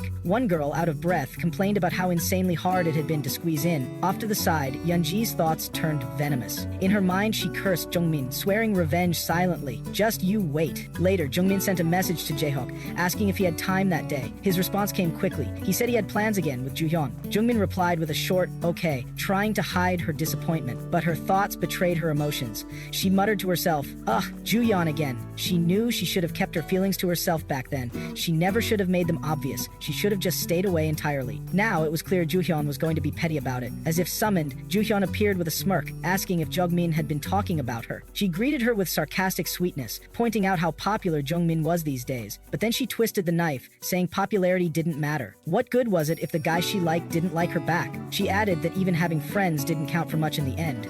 The words hung between them like poison, sinking into the cracks left by everything unspoken. Jung Min stood her ground as she looked Ju-Hyun in the eye. her voice firm but laced with exhaustion. She said it was time to stop. Wasn't it about time, honestly? Everything had changed in her life lately. She had been trying to live better, and slowly, the pain Ju-Hian had caused was fading into the background. She was even starting to forget all the cruel things done to her. And instead of being grateful that she hadn't retaliated or exposed everything, Ju-Hian had chosen to twist the knife deeper by turning Jae-hyuk against her. But Ju-Hian didn't flinch. She scoffed at the idea of gratitude, brushing it off like it meant nothing. She claimed she could have done far worse, but chose not to. She acted like holding back was a favor. Jung Min's brows furrowed. She asked if all of this, the manipulation, the cruelty, the constant need to interfere, was really over something that had happened so long ago, back in elementary school. Her voice carried a mix of confusion and disbelief. But Ju-Hian didn't answer the question directly. Her expression darkened and she stiffened. Jung Min pushed further, asking if she realized just how much she was dragging this grudge out. If only Ju-Hian had acted like a normal person back then, things would have turned out so differently. That was the final trigger. Rose eyes sharpened with venom. Her voice dropped, cold and cutting. She asked Jung Min if she was trying to die. Did she even understand what Jung had gone through back then? Of course she didn't. Then suddenly, Ju-Hyun's anger curled into a cruel smile. She mockingly thanked Jung Min. She admitted she had planned to move on, to let everything go like Jung Min had done. But now, Jung Min had reignited her hatred. She confessed that, deep down, she still wanted Jung Min to be miserable. That's why Jung Min froze, confused, until Jo-hyun shoved her phone forward. She announced that she had canceled her plans with Jae-hyuk, telling Jung Min to go and meet him, to talk things out. Jung Min stared in disbelief. Her thoughts echoed in silence. What a weirdo. Soon after, she found herself standing in front of Jae-hyuk. He greeted her with a gentle nod and motioned for her to sit. Nervously, she complied, sitting down and trying to find the right words. She asked him softly if he was still upset with her, about the lie she told, that the two of them were together, and also about the things she had said about Ju-Hyun. She tried to explain that she never meant to hurt anyone. She had only overheard things because she and Ju-Hyun were in the same class, and what she heard just didn't sound like Ju-Hyun genuinely liked him. That was why she reacted the way she did. But Jae-hyuk's expression didn't soften. Instead, he questioned her calmly, asking why she felt she had the right to make that judgment. And then he posed a question that made her heart stop. He asked if it was true if she had made Ju-Hyun an outcast back when they were younger. Jung Min's body tensed, her fists clenched, her teeth gritted. Her voice shook as she asked what he meant. She told him she didn't know what Ju-Hyun had said, but whatever it wasn't true. There was a misunderstanding. She said she would explain everything. She begged him to believe her. She tried to defend herself, insisting that she hadn't done anything wrong, that they had just drifted apart naturally because of how Ju-Hyun had been acting. But her own thoughts interrupted her. Those bitter words Ju-Hyun had spat earlier returned to her. Who cares about popularity? You can't even get the guy you like to like you back. Having friends doesn't even matter, right? Then Jae-hyuk spoke again. His voice was quieter now, but heavier. He said he understood that Jung Min had her own perspective, that she had her reasons, and he thanked her for at least trying to explain. But then, without hesitation, he asked her a final piercing question. Did she really believe she hadn't done anything wrong back then? He reminded her that she had been Ju-Hyun's only friend at the time. If the two of them had drifted apart, as Jung Min said, did she not understand how alone Ju-Hyun would be after that? Those words struck her like a wave. Memories surged forward, images of the past she had tried to bury. She recalled the way Ju-Hyun had been treated, the bullying, the isolation, and her own absence through it all. But Jae-hyuk had already made up his mind. He stood up slowly and told her he had nothing more to say, and without waiting for a reply, he turned and walked away, leaving Jung Min behind, frozen and speechless. Jung Min stood still, staring at Ju-Hyun with cold eyes, her voice cutting through the tense silence in the classroom. She began listing everything Ju-Hyun had done to her, drawing on her face without consent, isolating her from other friends, waking her up every night because of her own problems, refusing to let her go home until it was so late that her mother had to call the police. She reminded her of being forced to smoke cigarettes and questioned why she ever had to keep getting along with someone like her. As her words echoed through the room, a murmur spread across the classroom. The classmates began whispering among themselves, stunned by the sudden outburst. Ju-Hyun, alarmed, snapped back at Jung Min and asked if she had lost her mind, but Jung Min only smirked, accusing Ju-Hyun of choosing to remember things however she pleased, of showing no remorse. She questioned why she alone had to feel sorry, why she alone had to carry the guilt. She recalled the rumors from the start of the school year, how they pushed her into the depths of despair, making her wonder time and again whether she should even go on living. As her voice trembled with emotion, a voice called out her name, Choi Jung Min. The students, already shaken, continued whispering. Some began recalling an old rumor about Jung Min having bullied Ju-Hyun in the past. One of them speculated if that was what this entire scene was about. Others were shocked by Jung Min's version of the story and questioned whether it might actually be true. The most surprising part for some was the mention of smoking. Ju-Hyun smoked? Suddenly, Ju-Hyun rose from her seat and grabbed Jung Min's wrist, clearly furious. Jung Min held her hand in return and, with another smirk, confirmed, almost proudly, asking what if she really was insane. Ju-Hyun, livid, called her a crazy bitch. Before the confrontation could escalate further, the teacher entered the classroom and ordered everyone to take their seats. He called out to Jung Min Min and Ju-Hian, asking what they were doing and reminded them that class was about to begin. Reluctantly, the students returned to their seats, but the tension lingered. Whispers continued among the students. Many were unsure now. Had Jung Min really not bullied Ju-Hian? Some said they didn't know for sure. A few mentioned how it seemed Jung Min had been holding back a lot for a long time. Others began to feel sympathy for her. One of them even remembered how Ju-Hian had slapped Jung Min at the beginning of the school year. Meanwhile, Ju-Hian sat quietly, her mind spinning with thoughts. She wondered what was wrong with Jung Min and why she would bring all this up in front of everyone. Realization hit her. Jung Min had caught her off guard. She regretted not keeping Jung Min isolated. Now it was too late, and the damage had been done. A headache started to throb at Ju-Hyun's temples. Her desk mate noticed and called out to her in concern, asking if she was okay. But Ju-Hyun snapped, telling her to shut up, clearly irritated. Her classmate, startled and hurt by the harsh tone, stepped back, replying with a quiet, "Oh, okay," while Ju-Hyun sighed heavily, overwhelmed by everything that had just unfolded. As class finally ended and the teacher stepped out, a heavy silence hung in the air. Tension still lingered as students quietly packed their things. Amidst this, Ju-Hyun walked over to Jung Min and told her they needed to talk. Just the two of them. Jung Min, calm and composed, agreed. Together, they exited the classroom. While they were leaving, one of Jung Min's close friends called out to her, asking if she was all right. She had overheard parts of the argument and felt like something serious had been going on. Jung Min reassured her that she was fine, apologizing for not greeting her that morning and explaining that her mind had been scattered. Her friend waved it off, saying Jung Min apologized too much and didn't need to worry about such things. Before the conversation could continue, Ju-Hian snapped, cutting them off with an icy tone. She told them to read the room and stop chatting, making it clear that this wasn't the time for small talk. The tension thickened. With that, she led Jung Min away, leaving her friends slightly stunned. As they walked off, Jung Min's friends exchanged confused glances. They whispered among themselves, wondering what was wrong with Ju-Hyun. One of them asked if she had always been like this. Another pointed out how scary her eyes looked earlier,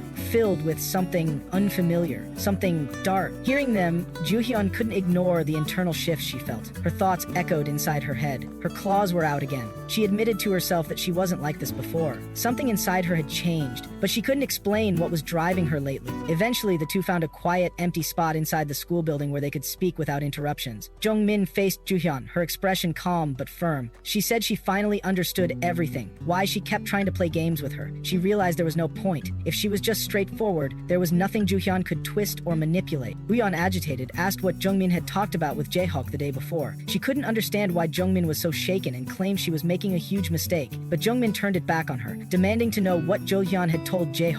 What had she said to make him act that way? Ju-Hyun stood her ground. She said she didn't make anything up. She only told him the truth and questioned if there was even a single lie in what Jae-Hyuk had repeated to Jung Min. Suddenly, Jung Min's restraint cracked. Her voice rose, trembling with emotion. She shouted that she had never bullied Ju-Hyun. She never asked anyone else to bully her either. She wasn't like her, not even close. But Ju-Hyun cut her off, her voice cold. She blamed Jung Min for starting it. She claimed she wasn't wrong. If Jung Min had a problem, she should have spoken to her directly, not gossiped to others. She demanded if Jung Min had any idea how much she had suffered because of that betrayal. Jung Min's expression darkened. Her voice shook as she asked if that was why Ju-Hyun had deliberately bullied her when high school started. Was it revenge? Did she want Jung Min to suffer the same pain? Was it about making her regret the past? Regret leaving her behind? She pressed further, asking what Ju-Hyun truly wanted from her. Did she want her to feel guilty, to beg for forgiveness? What then? Roswai stood still, her thoughts swirling. Inside, she finally admitted it. She had wanted Jung Min to suffer, but once she achieved that,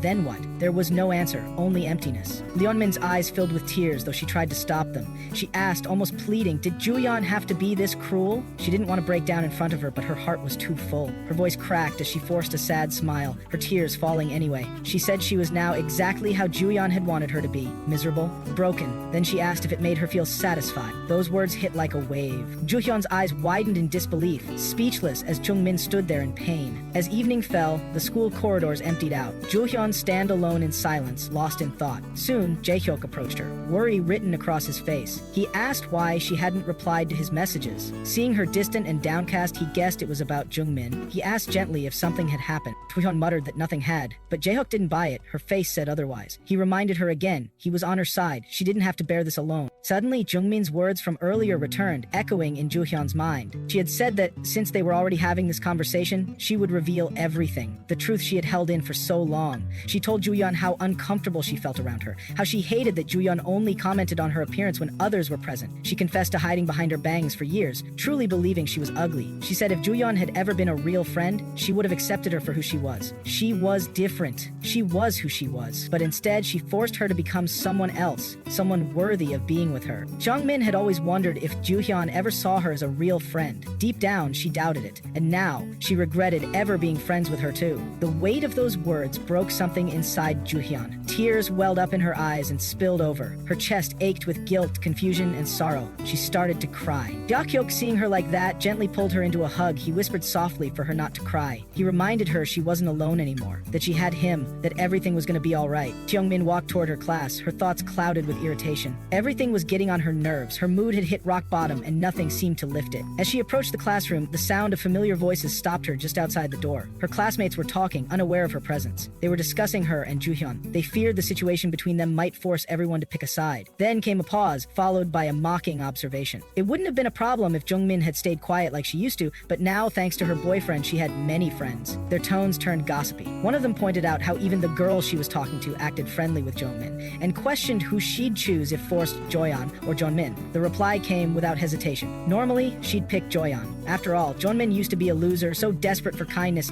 that she'd do anything for anyone who treated her decently, and being close to Jung Min meant the chance to meet Seon Bag. If things went well, maybe even get his number. They chuckled at their own manipulation. They knew it was cruel, but didn't seem to care. Sora had said Seon looked even better in person. One of them sighed, wishing she could date a hot guy too. Jung Min heard every word, but instead of reacting with anger or pain, she simply smirked and walked away. Later, at a cafe, Jung Min sat across from Seon, her head lowered, eyes focused on the table. Seon called out to her, trying to bring her attention back, asking why she seemed so down. Jung Min kept her gaze lowered and said she didn't know. Seon asked if it was something she couldn't share. He mentioned how he hadn't even seen her face properly once that day. Without warning, Seon knelt down and placed his hand on her shoe. Jung Min flinched and lifted her head, yelling at him in confusion. Seon simply smiled and asked if something had happened at school. Was someone bullying her again? Jung Min brushed it off. It wasn't that. She sighed quietly, lost in thought. It was about Seon, but the kind of thing she felt embarrassed to say out loud. She had already told him she was okay. She didn't want to go back on that. Seon looked at her, confused, and asked why she was staring. Jung Min blinked. Was she staring? She quickly covered it with a joke, asking if he was just that handsome. She then took a deep breath. She'd already shown him her worst side, so there was no point holding back. She would just say it. Seon, however, sat silently, thinking to himself. It seemed like Jae-hyuk had learned the truth about what happened between him and Ju-Hyun in the past. Ju-Hyun had spun the story in her favor. Seon had hoped that resolving the misunderstanding would be enough. But even after hearing both sides, Jae-hyuk chose to believe Ju-Hyun. To make things worse, all of Jung Min's close friends had only acted friendly to get closer to Seon. Everything around her felt like a mess. She was beginning to wonder if she had been the one in the wrong all along. Seon suddenly interrupted her thoughts, asking for a mechanical pencil. Jung Min, irritated, asked why he'd request that while she was opening up like this. He casually explained that since she seemed like she'd talk for a while, he needed something to do with his hands. Jung Min stared at him, annoyed. He really was such a weirdo. She asked if he had told Jae-hyuk about what happened with Ju-Hyun in the past. Seon confirmed it. Jung Min then asked what he had thought after hearing her story. As he scratched on a paper with the pencil, he replied honestly. He had thought that Ju-Hyun was a really bad person. Their conversation continued. Jung Min posed a thought. What if she had twisted the story in her favor? Did he still believe her? Even if he did, she said she didn't care. Seon questioned her lack of concern. Jung Min shot back, reminding him of the day she first appeared in his dream at the hospital. She had told him that she had beaten up some rich jerk. Even after hearing that, she asked if his opinion of her had changed. Had he liked her any less? He paused, then said no, not even once. Leon Min looked at him and told him that was exactly how she felt now. Even if he killed someone, she'd stand by him and help him. He asked why she would go that far for him. Her answer was clear, because he had saved her. What she had said when they first met still held true. If there was anyone she wanted, she just had to say it. She repeated his words in her head, what he said when they first met. Anyone she wanted? Could he really mean that? If she wanted those people gone? She began to think that maybe they were imagining the same thing, and it almost felt like he wanted her to ask him, as if he wanted a reason to stay bound to her forever. He gently patted her, then pretended not to hear what she had said. She stayed silent. But then Seon spoke again. He wanted her to be happy, even if it meant using him. No matter what it took, that was his happiness. As Jung Min stared at the drawing, she raised an eyebrow. The sketch clearly showed her and Seon, but something felt off. She questioned if the figure was meant to be her, and what exactly was that weird animal beside her. Seon casually replied, asking if it didn't look like him. Jung Min narrowed her eyes at the paper. Despite how ridiculous it seemed, she admitted to herself it was probably meant to be them. But Seon, of all things, had drawn himself as a horse. She couldn't understand why. Didn't people usually draw themselves as humans in these kinds of sketches? A little later, Jung Min returned to the table and handed him a drink. It was her way of showing appreciation. Seon waved it off, telling her to save her money. money. It wasn't even expensive, but Jung Min insisted. She felt bad because he always paid. Ju-Hian, unfazed, simply told her to stop feeling bad. According to him, there was no reasoning with her. As they got up to leave, Jung Min stepped forward, but due to her untied laces, she stumbled. In that moment, she tripped and ended up crashing into Seon's chest. He instinctively caught her. Flustered and annoyed, Jung Min blamed him. This was all his fault. He had untied her shoes earlier. Seon casually asked why she hadn't tied them again. She admitted she forgot and demanded he let her go. But Seon held her gently and asked her to wait. He wasn't ready to let go. He told her that he had never hugged anyone before in his life and that this felt really nice. Jung Min was surprised. She asked if this was really his first time. Hadn't he even hugged his parents? Seon replied that he couldn't remember ever doing so. So, he asked if they could just stay like that a little longer. Jung Min was momentarily flustered, then gave in with a sigh. She couldn't believe it, but she let the moment linger and held him for a little longer. She thought to herself that she knew she was a piece of work, but looking at him, she realized so was he. She softly told him so. Seon looked at her, surprised. Was she trying to make him feel better? He smiled and called her kind. He's Jung Min.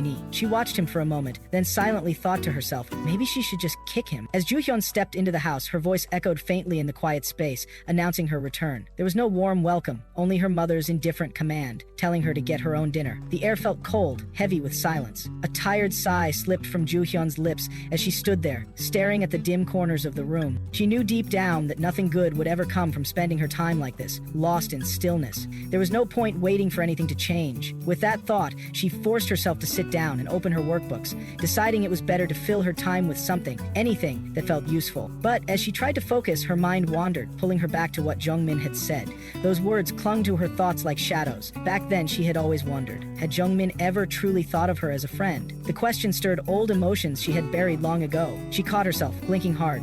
There was no time for thoughts like that, no time to dwell on things that couldn't be changed. She let out a soft laugh, hollow and sharp. It almost sounded ridiculous now. Looking back, they had seemed so silly. Two girls pretending everything was fine. What had she even liked so much about a girl like Jung Min? Then came a quiet confession, tucked away like a page in a forgotten diary. Her parents had separated before she ever stepped foot in grade school. As a young child, she would cry and throw tantrums, begging to see her father again. But her mother never comforted her. Instead, she always snapped back with the same cutting words, telling her not to be so emotional like her father, threatening to abandon her too if she didn't stop. It was in those moments that Ju-Hian learned a lesson that would never leave her. Never waste emotions on things that didn't matter. That was the only thing her mother had truly taught her, and it shaped everything. Still, for all her coldness, her mother never failed to provide. She worked relentlessly and made sure Ju-Hian lacked nothing. She spared no expense when it came to supporting her daughter financially. She remembered a conversation from the past. An older woman had gasped softly, half amused, remarking on how luxuriously Ju-Hian was being raised. But children, she warned gently, grew too fast. Buying them expensive clothes at such a young age didn't make sense. With a warm chuckle, she offered to send some clothes her own eldest child had grown out of. It was strange how comfort could be built out of money yet feel so completely empty.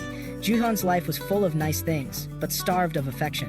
And in that contrast, she had learned to stand on her own, to bury her feelings deep, and to keep moving forward, no matter how alone she felt. Ju-Hyun looked back on those memories and found them laughable now. The things she used to say, the way she used to act, it all felt like a distant echo from a different life. There was a time, back when she was just a little girl, when she would boast proudly that her mother bought her expensive clothes every single day, no matter how quickly she grew out of them. She would say it didn't matter, because her mother had a lot of money. That was her truth then. But beneath the flashy confidence was something else. Something quieter, something more painful. She hated the way people looked at her. Their stares made her feel small, unwanted, out of place. So to shield herself, she built a habit of pretending. She began showing off more, bragging louder. She tried to become someone untouchable, a girl who was spoiled, adored, and treasured, someone who got more money, more love, and more attention than anyone else, especially more than children who still had both of their parents. Even back then, her mother's voice would cut through everything. It always sounded the same, sharp, impatient, cold. She would call out, telling Ju-Hian to hurry up, and that was how it always went. Their lives moved forward, side by side, yet never really together. When Ju-Hian started at her new school, things seemed easy at first. She didn't have to put in much effort. Without doing anything special, her classmates were still drawn to her. Their attention felt automatic, and she believed that was how things were supposed to be. She spoke her mind openly. If she liked something, she made it known. If she didn't, she said so plainly. She thought expressing herself clearly was a strength, an honest way to live. But that kind of honesty didn't go unnoticed. Soon, whispers started circulating circling behind her back. Quiet at first, then growing louder. Some of the other girls questioned whether anyone truly liked Ju-Hian at all. They complained that she acted like she was better than everyone else. Some said she always behaved differently around the boys, like she was putting on a show, and others began to wonder if they'd be better off hanging out without her. That was the moment school stopped being the simple place she thought it was. At home, she tried to talk to her mother. She approached carefully, saying there was something she wanted to share, but her mother was too busy. She didn't look up, didn't listen. Ju-Hian pushed again, saying it would only take a minute, that it was about school. Her mother cut her off, her tone sharp. Was someone bothering her? Was she being bullied? Ju-Hian said, no, it wasn't like that. Then her mother made up her mind. If it wasn't bullying, then it wasn't a big deal. She told Ju-Hian to go back to her room, told her she was busy, said she should handle these kinds of things on her own, that other kids didn't need help figuring out friendships, that she just had to share and be thoughtful. Why couldn't she be like everyone else? Later, alone in her room, Ju-Hian repeated those words in her head. Maybe her mother was right. Maybe it really was pointless to worry about things like this. Now that everyone thought she had a bad personality, at least she wouldn't have to deal with their constant talking anymore. Silence, she thought, was better than judgment. But then something unexpected happened. Jung Min called out to her, asked if she wanted to come with them to the bathroom. At first, Ju-Hian was stunned. Had she heard correctly? Was Jung Min really talking to her? Leon smiled and confirmed it. Yes, she meant her. She wanted to be friends. She told her to come along. Just like that. Rosewise couldn't understand. Back then, including someone like her could have ruined Jung Min's reputation. People already didn't like her, so why did Jung Min take that risk? Even as they walked together, she could hear the whispers from the other girls. Some of them clearly didn't want her there. But despite all that, Ju-Hian felt like maybe, just maybe, this was how it was supposed to be. A few days passed and she continued spending time with Jung Min and her friends. One day, Jung Min asked her how she did on her exams. Ju-Hian replied casually, saying she got 100s on everything. She mentioned it like it was no big deal, just standard for a grade schooler. But as soon as she said it, she regretted it. Maybe it sounded too arrogant. To her surprise, Jung Min's eyes lit up. She said Ju-Hian was amazing. That simple compliment caught Ju-Hian off guard. Jung Min admitted she probably failed her own exams. Her dad had been getting angry more often, and she was scared he'd see her scores. She asked if Ju-Hyun's dad was strict too. Ju-Hyun responded honestly, she didn't have a dad. Her parents had divorced when she was young. She waited for the usual reaction, the awkward pause, but Jung Min didn't say anything. She said her mom was okay, but her dad was different, cold. He didn't even talk to her. He just got mad all the time. She admitted she hated it. Then she leaned in, almost whispering. She told Ju-Hyun something she hadn't told anyone else. Her parents fought every day, and honestly, she wished they'd just break up already so she wouldn't have to watch it anymore. Ju-Hyun was stunned. She hadn't known. Jung Min said that was because she trusted her. She didn't tell people those things because she didn't want to be pitied. She didn't want sympathy.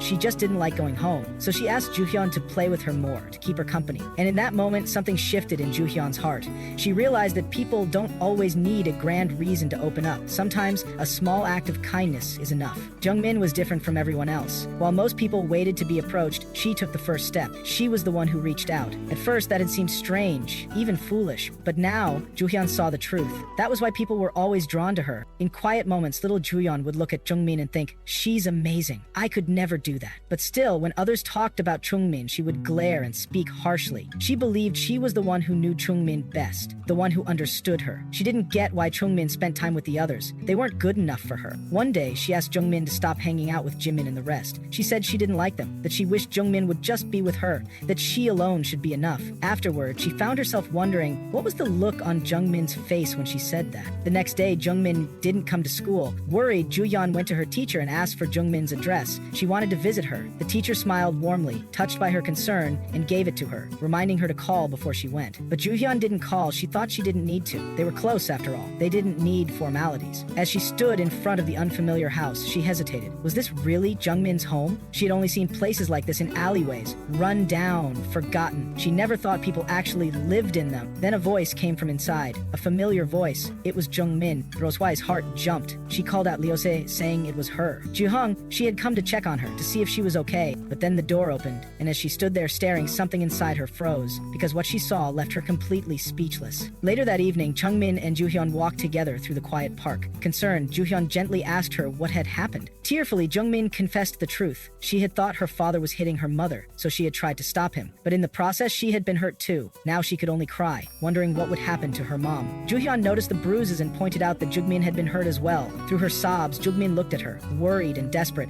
and asked if Ju-Hyun would keep this a secret. Ju-Hyun nodded. It would be their secret, just between the two of them. The next day at school, Jung Min returned to class after a long absence. Her friends friends quickly surrounded her, expressing concern. They asked if she had been really sick since she had missed school for quite some time. Jung Min simply responded with a soft, yup, and admitted she was feeling a bit better now. Curious, one of the girls looked around and mentioned they hadn't seen Ju-Hian. Another said Ju-Hian had told her she was going to the bathroom. The conversation shifted to Ju-Hian. One of the girls hesitated before expressing something that had been bothering them. She pointed out that Ju-Hian always seemed different, distant. She didn't talk to the others and often just stared at them coldly. The girl admitted that Ju-Hian was only ever kind to Jung Min, and it made the others uneasy. It wasn't just one thing. There were several strange things about her. Before the girl could finish her thought, Ju-Hian appeared. Her sudden arrival caught them off guard, and they gasped, surprised by how silently she had walked up. One of them quickly asked when she had gotten there. Ju-Hian stood quietly, her expression slightly upset, as the uneasy silence settled between them. Not long after, Ju-Hian brought Jung Min to meet her other friends. She seemed excited, telling Jung Min that she had met one of them through cram school, and was sure Jung Min would like her. Ju-Hian urged her not to hang out with those uglies anymore, and instead spend time with her. She insisted all her friends were pretty too. Jung Min hesitated, unsure, but Ju-Hian pressed her again to come with her after school. Later, she introduced Jung Min to her group, proudly calling her a school friend, and sharing how she met Arang and the others through cram school. Jung Min responded awkwardly.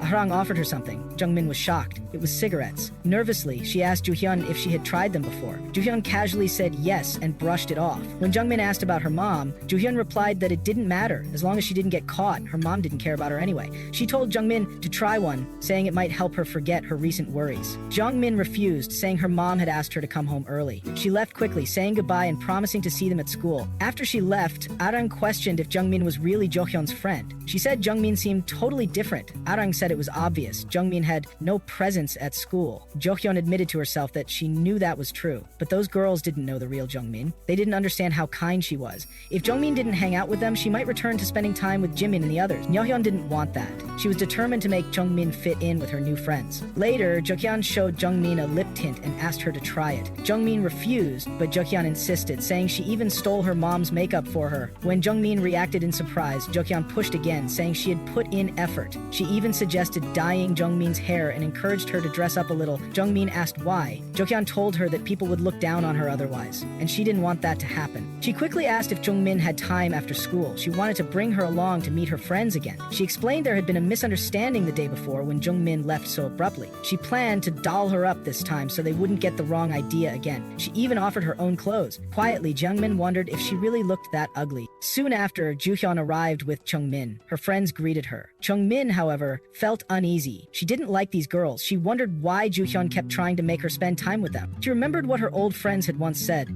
asking if she thought Jo-Hyun was okay. They had pointed out that Jo-Hyun only acted nice toward Jung Min and glared at everyone else. They had said there were many strange things about her. Nearby, the girls laughed loudly, swearing as they talked. Time passed. The sun had long since set. Jung Min felt anxious. She wanted to go home. Hesitantly, she asked Ju-Hyun if she could have her phone back. She wanted to at least call home, but Ju-Hyun refused, saying that if she gave it back, Jung Min would leave. She reminded her that she didn't even like going home anyway and told her to stay. Suddenly, a police officer shouted at them, asking why they weren't home yet. The girls panicked. They yelled that it was the police and told each other to run. Ju-Hyun told Jung Min to run too. Jung Min hesitated, confused. Then a familiar voice called out, her mother. Jung Min turned, shocked. She ran straight into her mother's arms and apologized through her tears. Her mother held her tightly, saying she must have been scared. Nearby, Ju-Hyun stood frozen, thinking she was probably about to get an earful. But Jung Min's mother looked at her calmly and said that her own parents must be worried too. She offered to take Ju-Hyun home. That was the first time Ju-Hyun saw Jung Min's mother. She wore old, threadbare clothes and had visible bruises from abuse. Her difficult life was obvious to anyone. Ju-Hyun couldn't help but think her own mother would never let someone like that near them, and yet something about the moment made her feel deeply anxious. Later, Jung Min told her the truth. She didn't think Ju-Hyun should hang out with those girls. She said they seemed like bullies, and she didn't think she could ever be friends with them. She also asked Ju-Hyun to stop smoking. Close-wise, Ju-Hyun agreed without hesitation. If Jung Min didn't like something, she was willing to stop. That's how important she was. Jung Min was surprised, but Ju-Hyun said she meant it. Then she made a request of her own. She asked Jung Min to stop hanging out with Jimin and the others. She reminded her what they had said about her, that they all hated her. She wanted Jung Min to stay away from them too. If she agreed, Jung-hin would give up her friends as well. She said it was ridiculous that people talked about her behind her back, but didn't have the courage to say it to her face. Jung Min agreed, though she said it would be hard to cut them off immediately. Ju-Yeon said that was fine. She could do it slowly. She was just happy Jung Min listened. In her thoughts, Ju-Hyun admitted she didn't think it was terrible to hang out with so-called bad kids, but now it felt like she and Jung Min only had each other. They were best friends, truly Truly, she believed that if Jung Min didn't like what she was doing, she could stop right away. Because it wasn't just anyone, it was Jung Min. Later, Ju-Hian called Jung Min in the middle of the night. Jung Min whispered that she couldn't talk, her parents would wake up. But Ju-Hian begged, saying she was upset. Her mom had yelled at her earlier. Jung Min was shocked and asked what had happened. She wanted to know if her mom had hit her. But Ju-Hian only thought to herself that her mom didn't care enough to go that far. To her, Jung Min was the only one who truly cared. While flipping through the glossy pages of a magazine, Ju-Hian's gaze landed on a striking photo. A model's makeup instantly caught her attention. Bold, elegant, beautifully done. The smoky eye in particular stood out, giving the model a mysterious charm. Ju-Hian admired it silently, thinking how incredibly pretty it looked. Then, a strange realization washed over her. The model, she looked a lot like Jung Min. That familiar face, those features, it stirred something inside her. Inspired, she hurried over to Jung Min, unable to hold back her excitement. She asked her to stay still, eager to recreate the same look on her friend's face.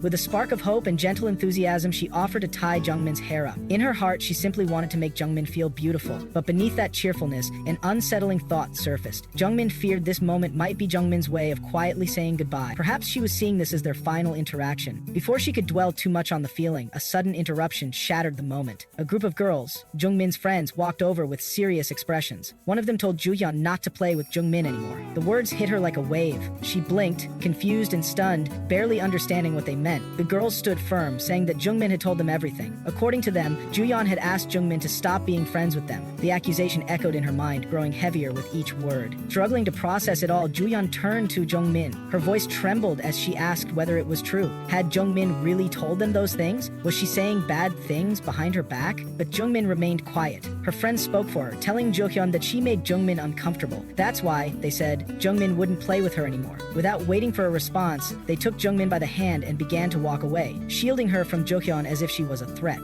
Ju-Hian stood frozen, completely alone. The laughter and chatter faded around her. She stared blankly as Jung Min disappeared with the others, a hollow ache forming in her chest. She couldn't understand what just happened. Thoughts began to spiral. What was going on? Why was Jung Min acting this way? They had promised to stay by each other's side. Ju-Hian had distanced herself from everyone else, choosing Jung Min above all. And yet, in the end, Jung Min walked away without even looking back. Tears stung the corners of her eyes as a heavy silence settled around her. The only explanation her mind could grasp was that she must have done something wrong. It had to be her fault, because if it wasn't, she didn't know how she would be able to stand it. Believing she was to blame was the only way to stop her heart from falling apart. As school ended that day, the soft golden light of the setting sun bathed the hallways. Ju-Hian quietly followed behind Jung Min, her heart heavy, her steps uncertain. She finally called out, her voice barely above a whisper. She asked if she had done something wrong, something she hadn't realized. There was sincerity in her tone as she promised not to do anything that Jung Min disliked ever again. She seemed desperate to hold on to the fragile connection between them. Jung Min barely responded. Her words came out in a quiet murmur. She said it was scary. Yeon was puzzled. She leaned in, asking what she meant, but Jung Min's eyes were distant, filled with something unreadable. She said that Joyeon was just scary. Then, without waiting for a reply, she turned and walked away, leaving Joyeon standing there in stunned silence. Left behind in that still corridor, Ju-Hyun's thoughts began to spiral. While she was alone, she had time to think deeply, honestly. Her memories began to unfold one by one. She reflected on her past behavior, on how she had always done what she wanted without ever truly asking for Jung Min's opinion. Back then, she hadn't realized how one-sided their friendship had become. But now, with space and time between them, she could clearly remember Jung Min's growing silence, the subtle changes in her expression, the sadness that had settled in her eyes. It hadn't happened all at once. It had crept in slowly, quietly, like a shadow lengthening across a wall. Ju-Hyun admitted to herself that it wasn't like she had been completely unaware at the time, but still she hadn't stopped. She hadn't known how to help. Her comforting words felt powerless, just noise in the face of something too real, too deep. Words were fleeting. They couldn't fix the emotional wounds Jung Min carried. They couldn't heal anything for real. That was why she had tried to offer her something different, something lighter. She had wanted to show Jung Min how other people laughed, played, and lived freely. She thought maybe if Jung Min could experience that even a little, she might be able to escape the burden of her home life, even temporarily. But now she saw her mistake. She hadn't helped her.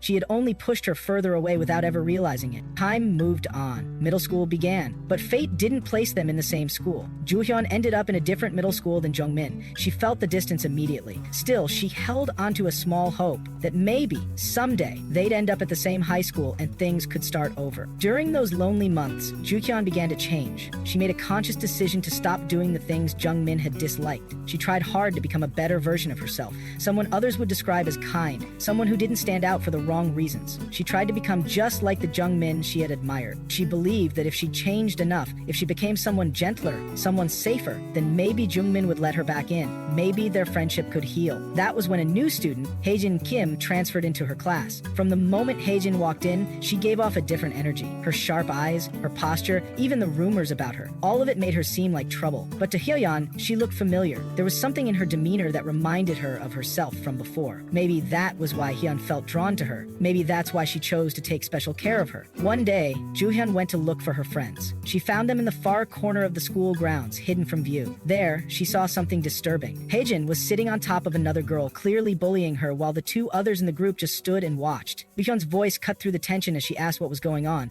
Haejin laughed it off. She claimed the girl had been spreading lies, serious accusations from her last school, including attempted murder. Haejin was furious. To her, the only way to silence people like that was through force. She wanted to make sure no one ever talked about her again. As she spoke, her tone grew darker. She said people shouldn't talk behind someone's back unless they were brave enough to say it face to face. But Oswai stepped back. She told them she was leaving and asked if the others were staying. One girl said she'd leave too. It was boring anyway. As they walked away, Haejin called out to Ju-Hyun, but Ju-Hyun wasn't listening anymore. Her mind was swirling with emotions. Was this how she had looked to Jung Min all those years ago? The thought left her shaken. The more she reflected, the more twisted it all seemed. Why was she still dwelling on the past? Why did her mind keep going back to Jung Min over and over again? Maybe Jung Min had been more than just a friend. Maybe she had been special because she was the first person Ju-Hyun had ever truly connected with. She wanted to test that feeling, to see if it was real. So she shifted her attention. She began to treat the quietest, most ordinary girl in their class with kindness. She even distanced herself from Haejin completely. But something wasn't right. The girl's timid voice, her nervous movements,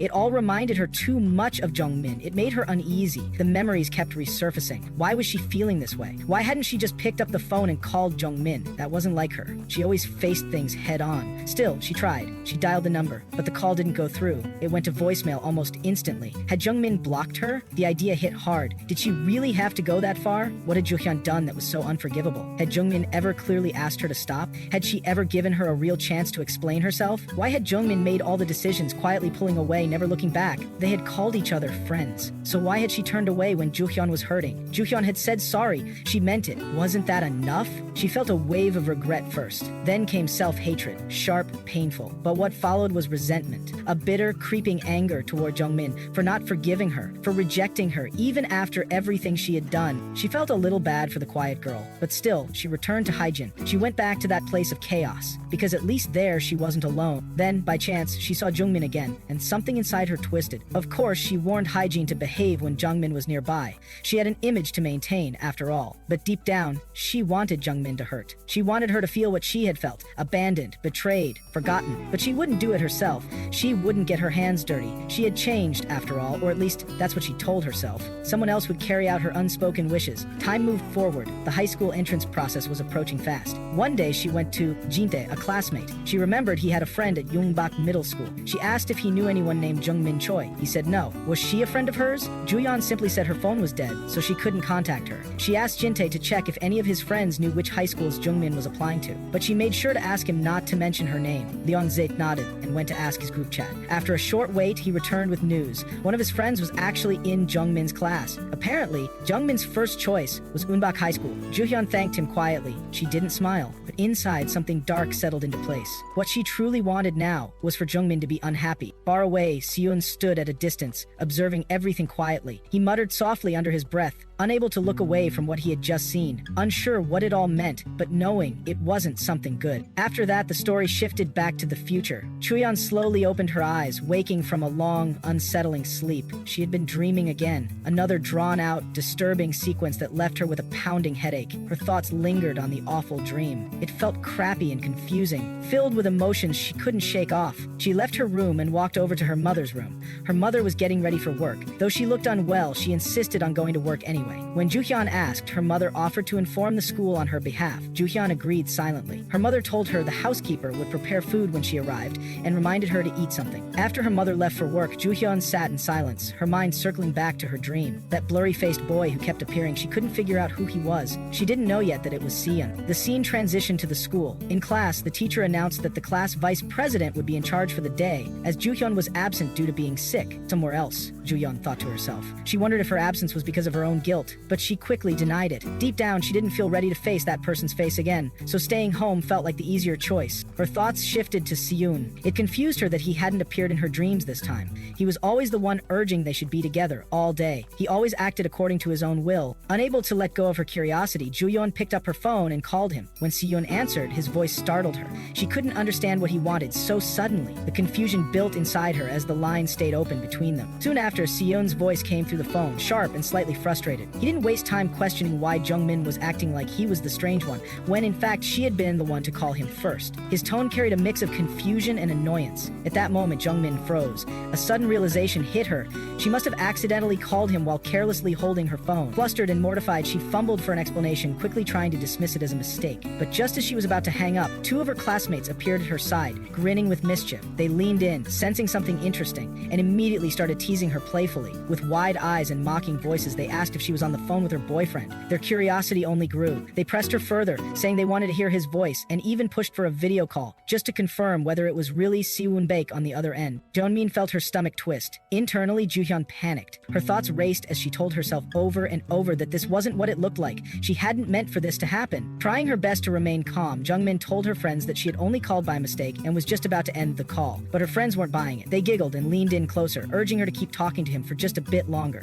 They were eager to hear his voice. The pressure mounted. Jung Min's mind began to spiral. She realized with dread that she had spoken to Siyun too casually in front of them. Now she didn't even know what to call him anymore. She couldn't just use something vague like, "Hey, you," not with everyone watching. After a short moment of hesitation, she finally called him Sisun Appa. The word came out awkward and hesitant. On the other side of the line, Sisun went completely still. Her use of Appa hit him like a wave. His eyes widened and he reacted in disbelief, asking what she was even saying. The sudden, formal term gave him chills. It was so unlike her usual tone, but as he processed it, it began to make sense. She must be surrounded by classmates. Realizing the situation, Siyun decided to help her save face. His voice changed instantly, shifting into a more playful and cheerful tone. He responded sweetly, asking if she had called because she missed him. His response wasn't just convincing, it was calculated. He knew exactly what he was doing. Her classmates were immediately swept away by the act. Their teasing turned into awe. They blushed, whispering among themselves how romantic it all sounded. Some declared they would only go for older boys from now on. From their perspective, this had confirmed it. Jung Min and Siyun really were dating. Trying to keep up appearances, Jung Min let out an awkward laugh. She quickly said that Siyun had just woken up,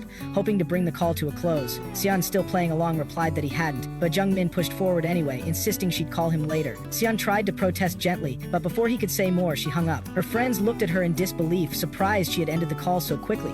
Jung Min made an excuse, saying he was probably still half asleep and not in the mood to talk. Just then, Haejin appeared and casually asked if Jung Min was done with her phone call. She invited her to join her on a trip to the snack shop. Jung Min hesitated. Every fiber in her wanted to say no. Deep down, she didn't want to be around Hyejin at all. But in that moment, she didn't feel like she had any other choice. So she nodded and quietly followed her. As they walked through the hallways, Haejin turned and asked where Sora was. Jung Min shrugged and said she didn't know. At that exact moment, a nearby girl turned her head slightly in their direction. Her expression was tense, almost as if she had overheard something important. The day passed, and the school bell finally rang. After school, Jung Min met Siyun at a quiet cafe nearby. It was just the two of them now, away from the stares and the teasing. The atmosphere was calm, but the tension between them hadn't fully lifted. As they sat across from each other, their conversation took a more serious turn. Siyun asked gently if she was upset, maybe because of how she abruptly hung up earlier.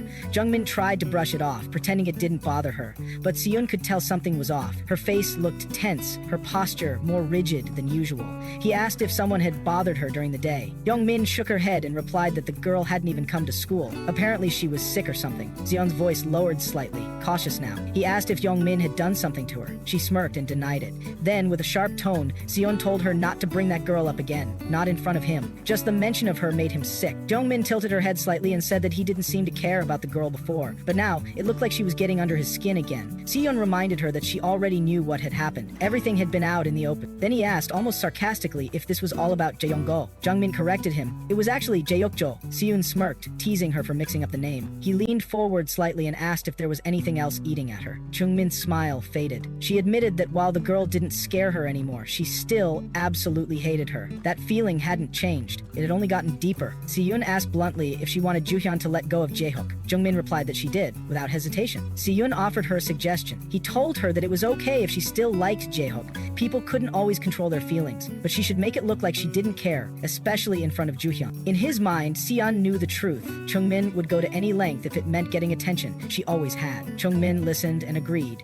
She said that was probably the best thing to do. She looked at him and smiled. There was a glint of mischief in her voice as she told him not to worry. After all, she had her Sion Oppa now. She could get through anything with him by her side. Her words caught Sion off guard. He blinked and asked where she had even learned to talk like that. Jung Min acted innocent, pretending not to understand. He warned her not to say those kinds of sweet things to just anyone. He added playfully that if she did, weirdos might start hanging around her. His voice was joking, but there was a protective edge beneath the teasing. The two of them stood up and left the cafe together. The air outside was warm, but there was something charged between them, something unspoken. As they walked, Jung Min suddenly spotted Jaehook in the distance. Her body instinctively moved as if to call out to him, but Sion noticed her reaction instantly. Without hesitation, he reached out and grabbed her shoulder, gently stopping her. He reminded her of what she had said earlier. She had promised to get over Jaehook, and now, he told her, he would help her do that. They walked past Jaehook together. The boy looked like he was about to say something, maybe even call out to Jung Min, but Sion kept moving forward, pulling Jung Min along with him. He didn't let her stop. The Jung Min turned her head slightly and whispered that Jaehook had been about to say something, but Sioni didn't slow down. His voice was calm but firm. He told her that it didn't matter anymore. Whatever Jaehook had to say, it was no longer her concern. That night, long after the lights were off and silence settled in, Jung Min lay awake, her eyes fixed on the dark ceiling above her. Siyun's words echoed quietly in her mind. He had told her not to worry about Jaehook, but no matter how much she tried to let it go, something inside her wouldn't stop pulling at that thread. She kept thinking about Jaehook, about that moment earlier,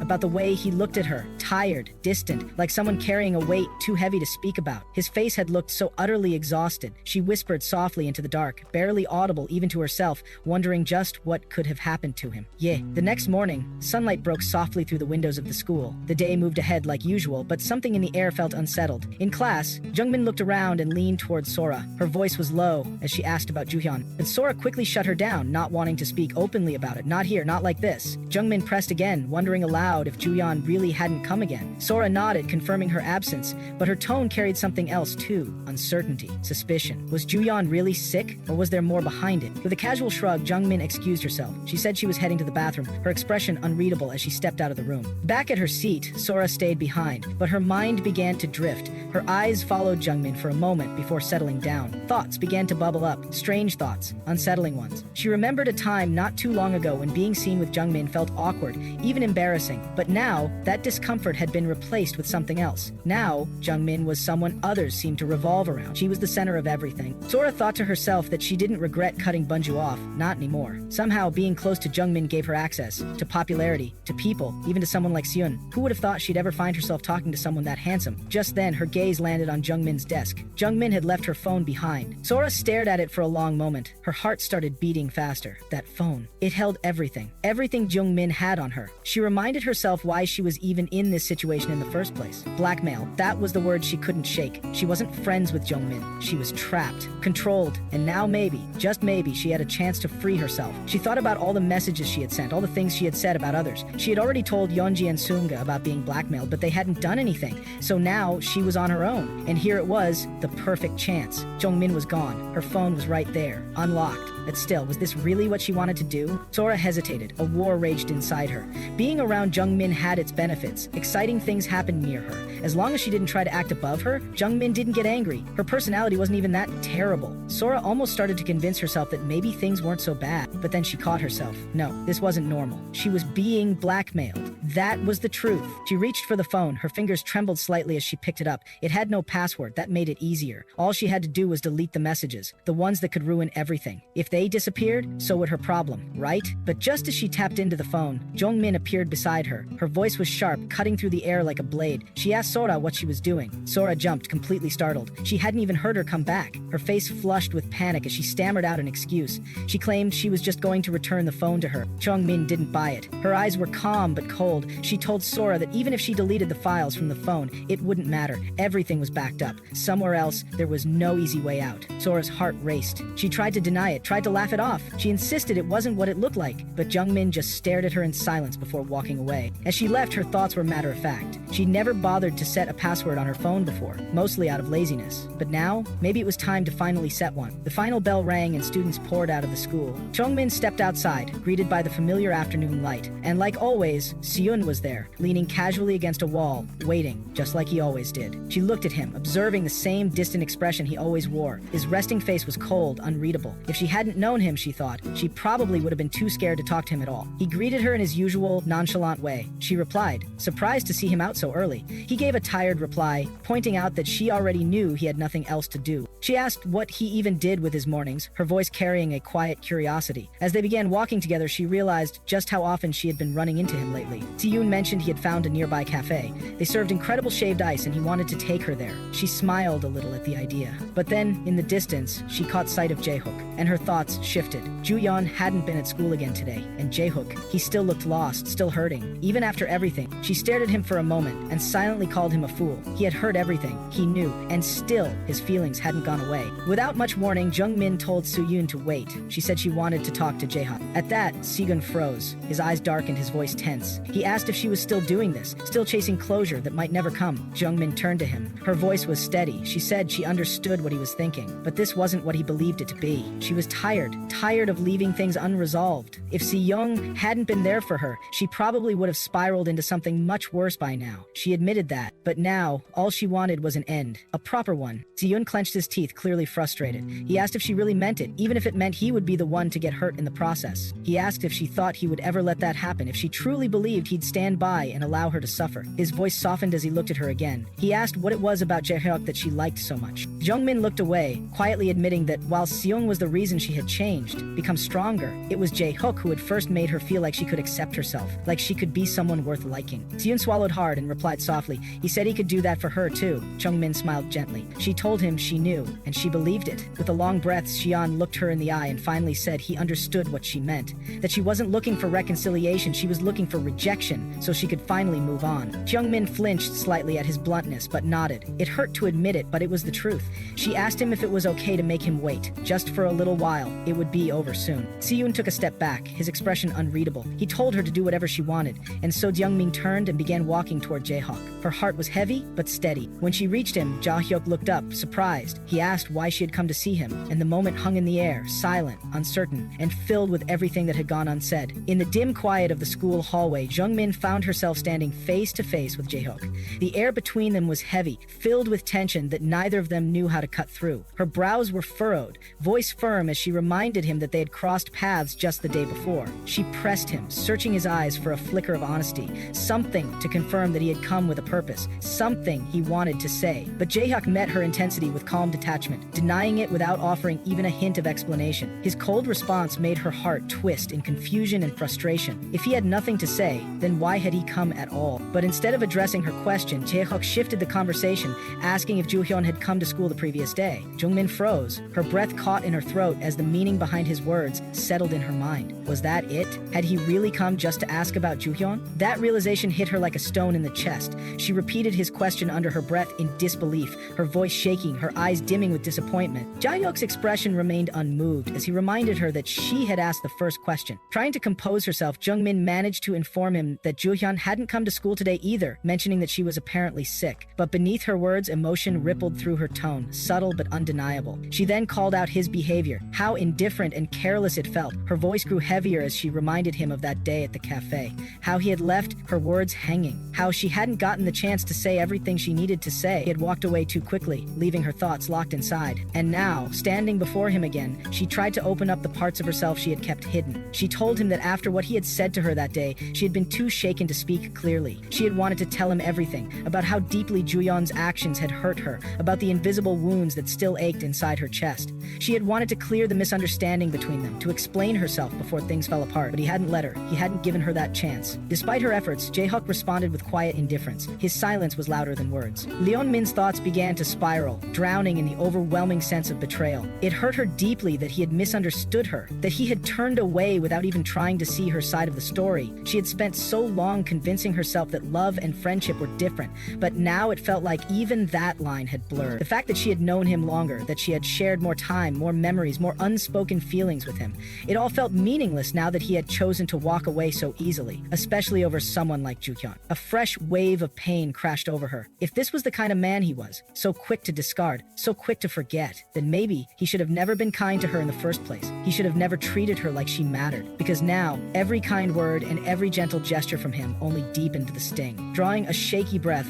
Jung Min asked him the one question that had been clawing at her heart for days. Why did he trust Ju-Yeon so blindly. She didn't even seem to make an effort to stay in contact with him, and yet he waited, cared, and worried as if her silence meant nothing. But Jung Min wasn't done. She took a step forward and shared something deeper, something painful but true. She told him that Ju-Hian already knew about her feelings for him, that Ju-Hian was pretending to like him just to get under her skin. Her words trembled with hurt as she warned him that falling for someone like Ju-Hian would only lead to heartbreak. Jae-hyuk, however, was already prepared for these accusations. Her words, as sharp as they were, didn't shake him. His expression remained unreadable, his stance firm. And now that the subject had been opened, he too had something he needed to say, something he had kept buried, waiting for the right moment. Cheok's voice remained calm, his expression unwavering, even as Jung Min's words struck out with emotional force.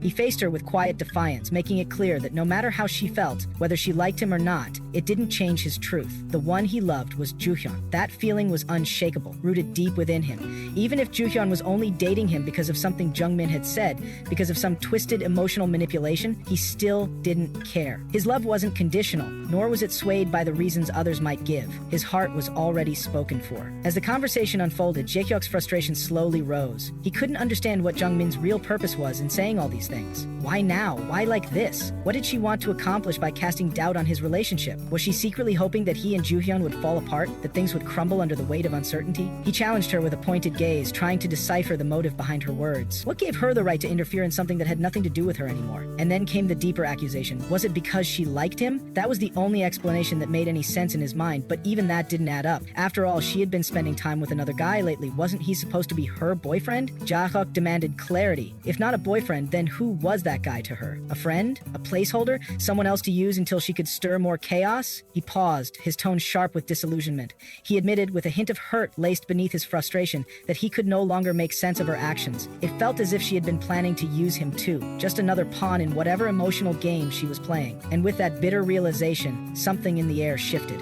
Before another word could be spoken, a shadow moved quickly into the frame. Siyun emerged, his face grim and his body tense. In a blink, he stepped forward and without warning, delivered a powerful punch directly to Jae-hyuk. The impact was brutal. It echoed through the hallway like a thunderclap, halting time itself for a second. Jae-hyuk's body jerked from the force, and he stumbled back, stunned. Jung Min gasped, her voice rising in alarm as she rushed toward him. She called out his name, panicked, as she saw crimson blood beginning to drip from the side of his face. The sight was jarring. Her breath caught in her throat. It had only been a punch, or so she thought. But the blood told a different story. Something wasn't right. The injury was deeper than it should have been. Her instincts kicked in. She spun to face Siyun, her voice sharp and urgent as she demanded to see his hand. Siyun blinked in confusion, unsure of her sudden intensity. But she didn't back down. She insisted, eyes wide and trembling with concern. Hesitantly, he raised his hand, revealing his knuckles. That's when they both saw it. A strange, hard object was wrapped loosely around Siyun's fingers. Something small, metallic, and out of place. It must have been hidden in his palm or tucked into his grip without him realizing it.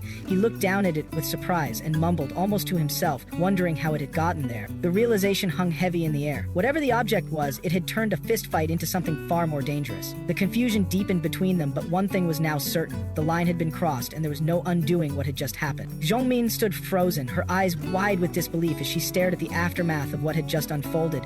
Her voice quivered with a mix of fear and confusion as she asked, barely above a whisper, what Siyun had just done. The scene felt unreal, like a moment suspended in time on the cold, hard ground. Jae-hyuk groaned in pain, clutching his side. Without thinking, Jung Min rushed to his side, panic gripping her chest. She dropped to her knees and called out his name, gently tapping his shoulder, desperate for any sign of consciousness. When he stirred faintly, his eyelids fluttering open just a little, she leaned in closer and asked with urgency if he was awake. The panic in her voice grew heavier, almost suffocating her. She looked around, realizing she didn't even know where he lived. Her mind spun in circles. The only thought anchoring her was that they had to call his parents immediately. But before she could reach out again, Jae-hyuk recoiled, his voice laced with pain and bitterness as he told her not to touch him. Her heart sank. For a moment she was lost, but then her mind clutched onto one name, Ju-Hyun. Maybe she could help. But it had been so long. What if Ju-Hyun had changed her number? What if she didn't pick up? Still, Jung Min had no other option. She had to try. There was no time to hesitate. Meanwhile, elsewhere, Ju-Hyun sat on her bed, scrolling through her phone, frustration flickering in her eyes. Her phone buzzed again, the vibration sharp in the quiet room. She let let out a sigh, already assuming it was another message from Jahyuk. Her thumb hovered over the airplane mode option, tempted to disconnect entirely, but then she looked at the screen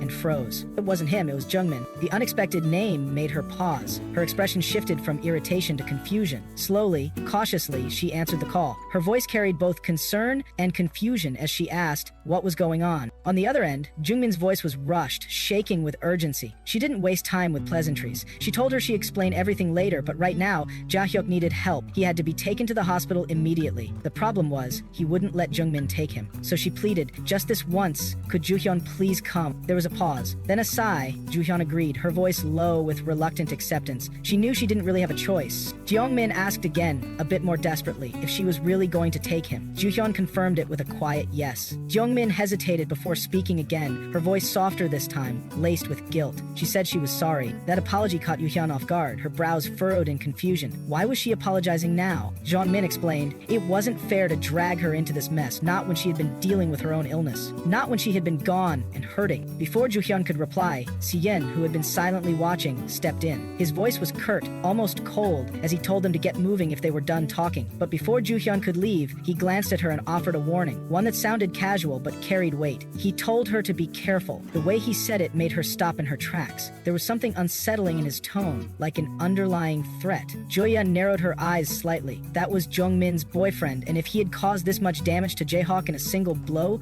then he was clearly not just some ordinary guy. Her instincts told her that this wasn't over. As Ju-Hian helped Jahyuk away, leaving the scene behind, Si-yoon turned his full attention back to Jung Min. He called her name again and again, trying to get her to look at him, to speak. Then he suddenly winced, shaking his hand slightly and giving a weak smile as he asked if he might have gotten tetanus. His voice tried to sound light, even humorous. Jung Min finally looked up and told him to give her his hand. He blinked, confused for a moment, then extended it slowly. She took it gently. Her voice trembled as she asked the real question burning in her mind. Why did he do it? He had promised. He had promised her he would wait. What would he have done if she hadn't stopped him in time? Si-yoon fell silent. The weight of her words seemed to hit him. He didn't give a clear answer. Instead, he admitted that when he saw her crying, when he saw her in pain, his mind went blank. He hadn't been able to think about anything else. Jung Min studied his face closely. Then she asked if he truly regretted what he'd done. His response came fast, too fast. Of course he regretted it, he said. He claimed that from the very moment it happened, he had been repenting. But Jung Min wasn't sure. She stared at him, searching his face for remorse. He didn't look regretful, not even a little. A part of her wondered, was he just saying what he thought she wanted to hear? Her thoughts drifted to their relationship, to everything they had been through. She had known for a while now that Si-yoon depended on her, leaned on her more than he should. After she learned about his difficult childhood and the scars he carried, she had sympathized. She had allowed things to slide. She had excused his behavior again and again, but now she was beginning to question it all. Was this dynamic healthy? Was it really love? Or was it just emotional dependence? She didn't know anymore. Her thoughts were interrupted as Si-yoon asked playfully if she would kiss his hand to make it feel better. She rolled her eyes, brushing off the comment and telling him he wasn't a child. But he persisted, teasing her again. If not a kiss, maybe she could hug him, like last time. It had been a while after all. Jung Min blinked in disbelief.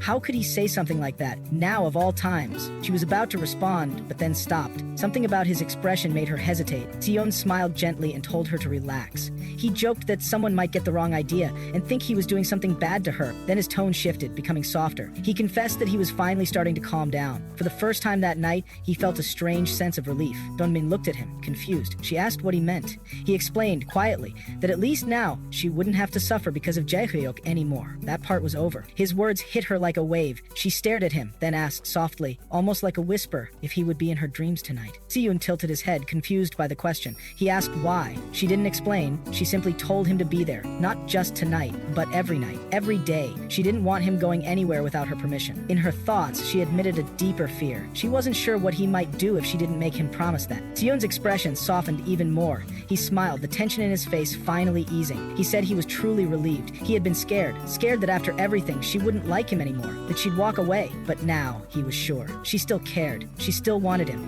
and that was all he needed. He promised her he'd stay by her side, no matter what.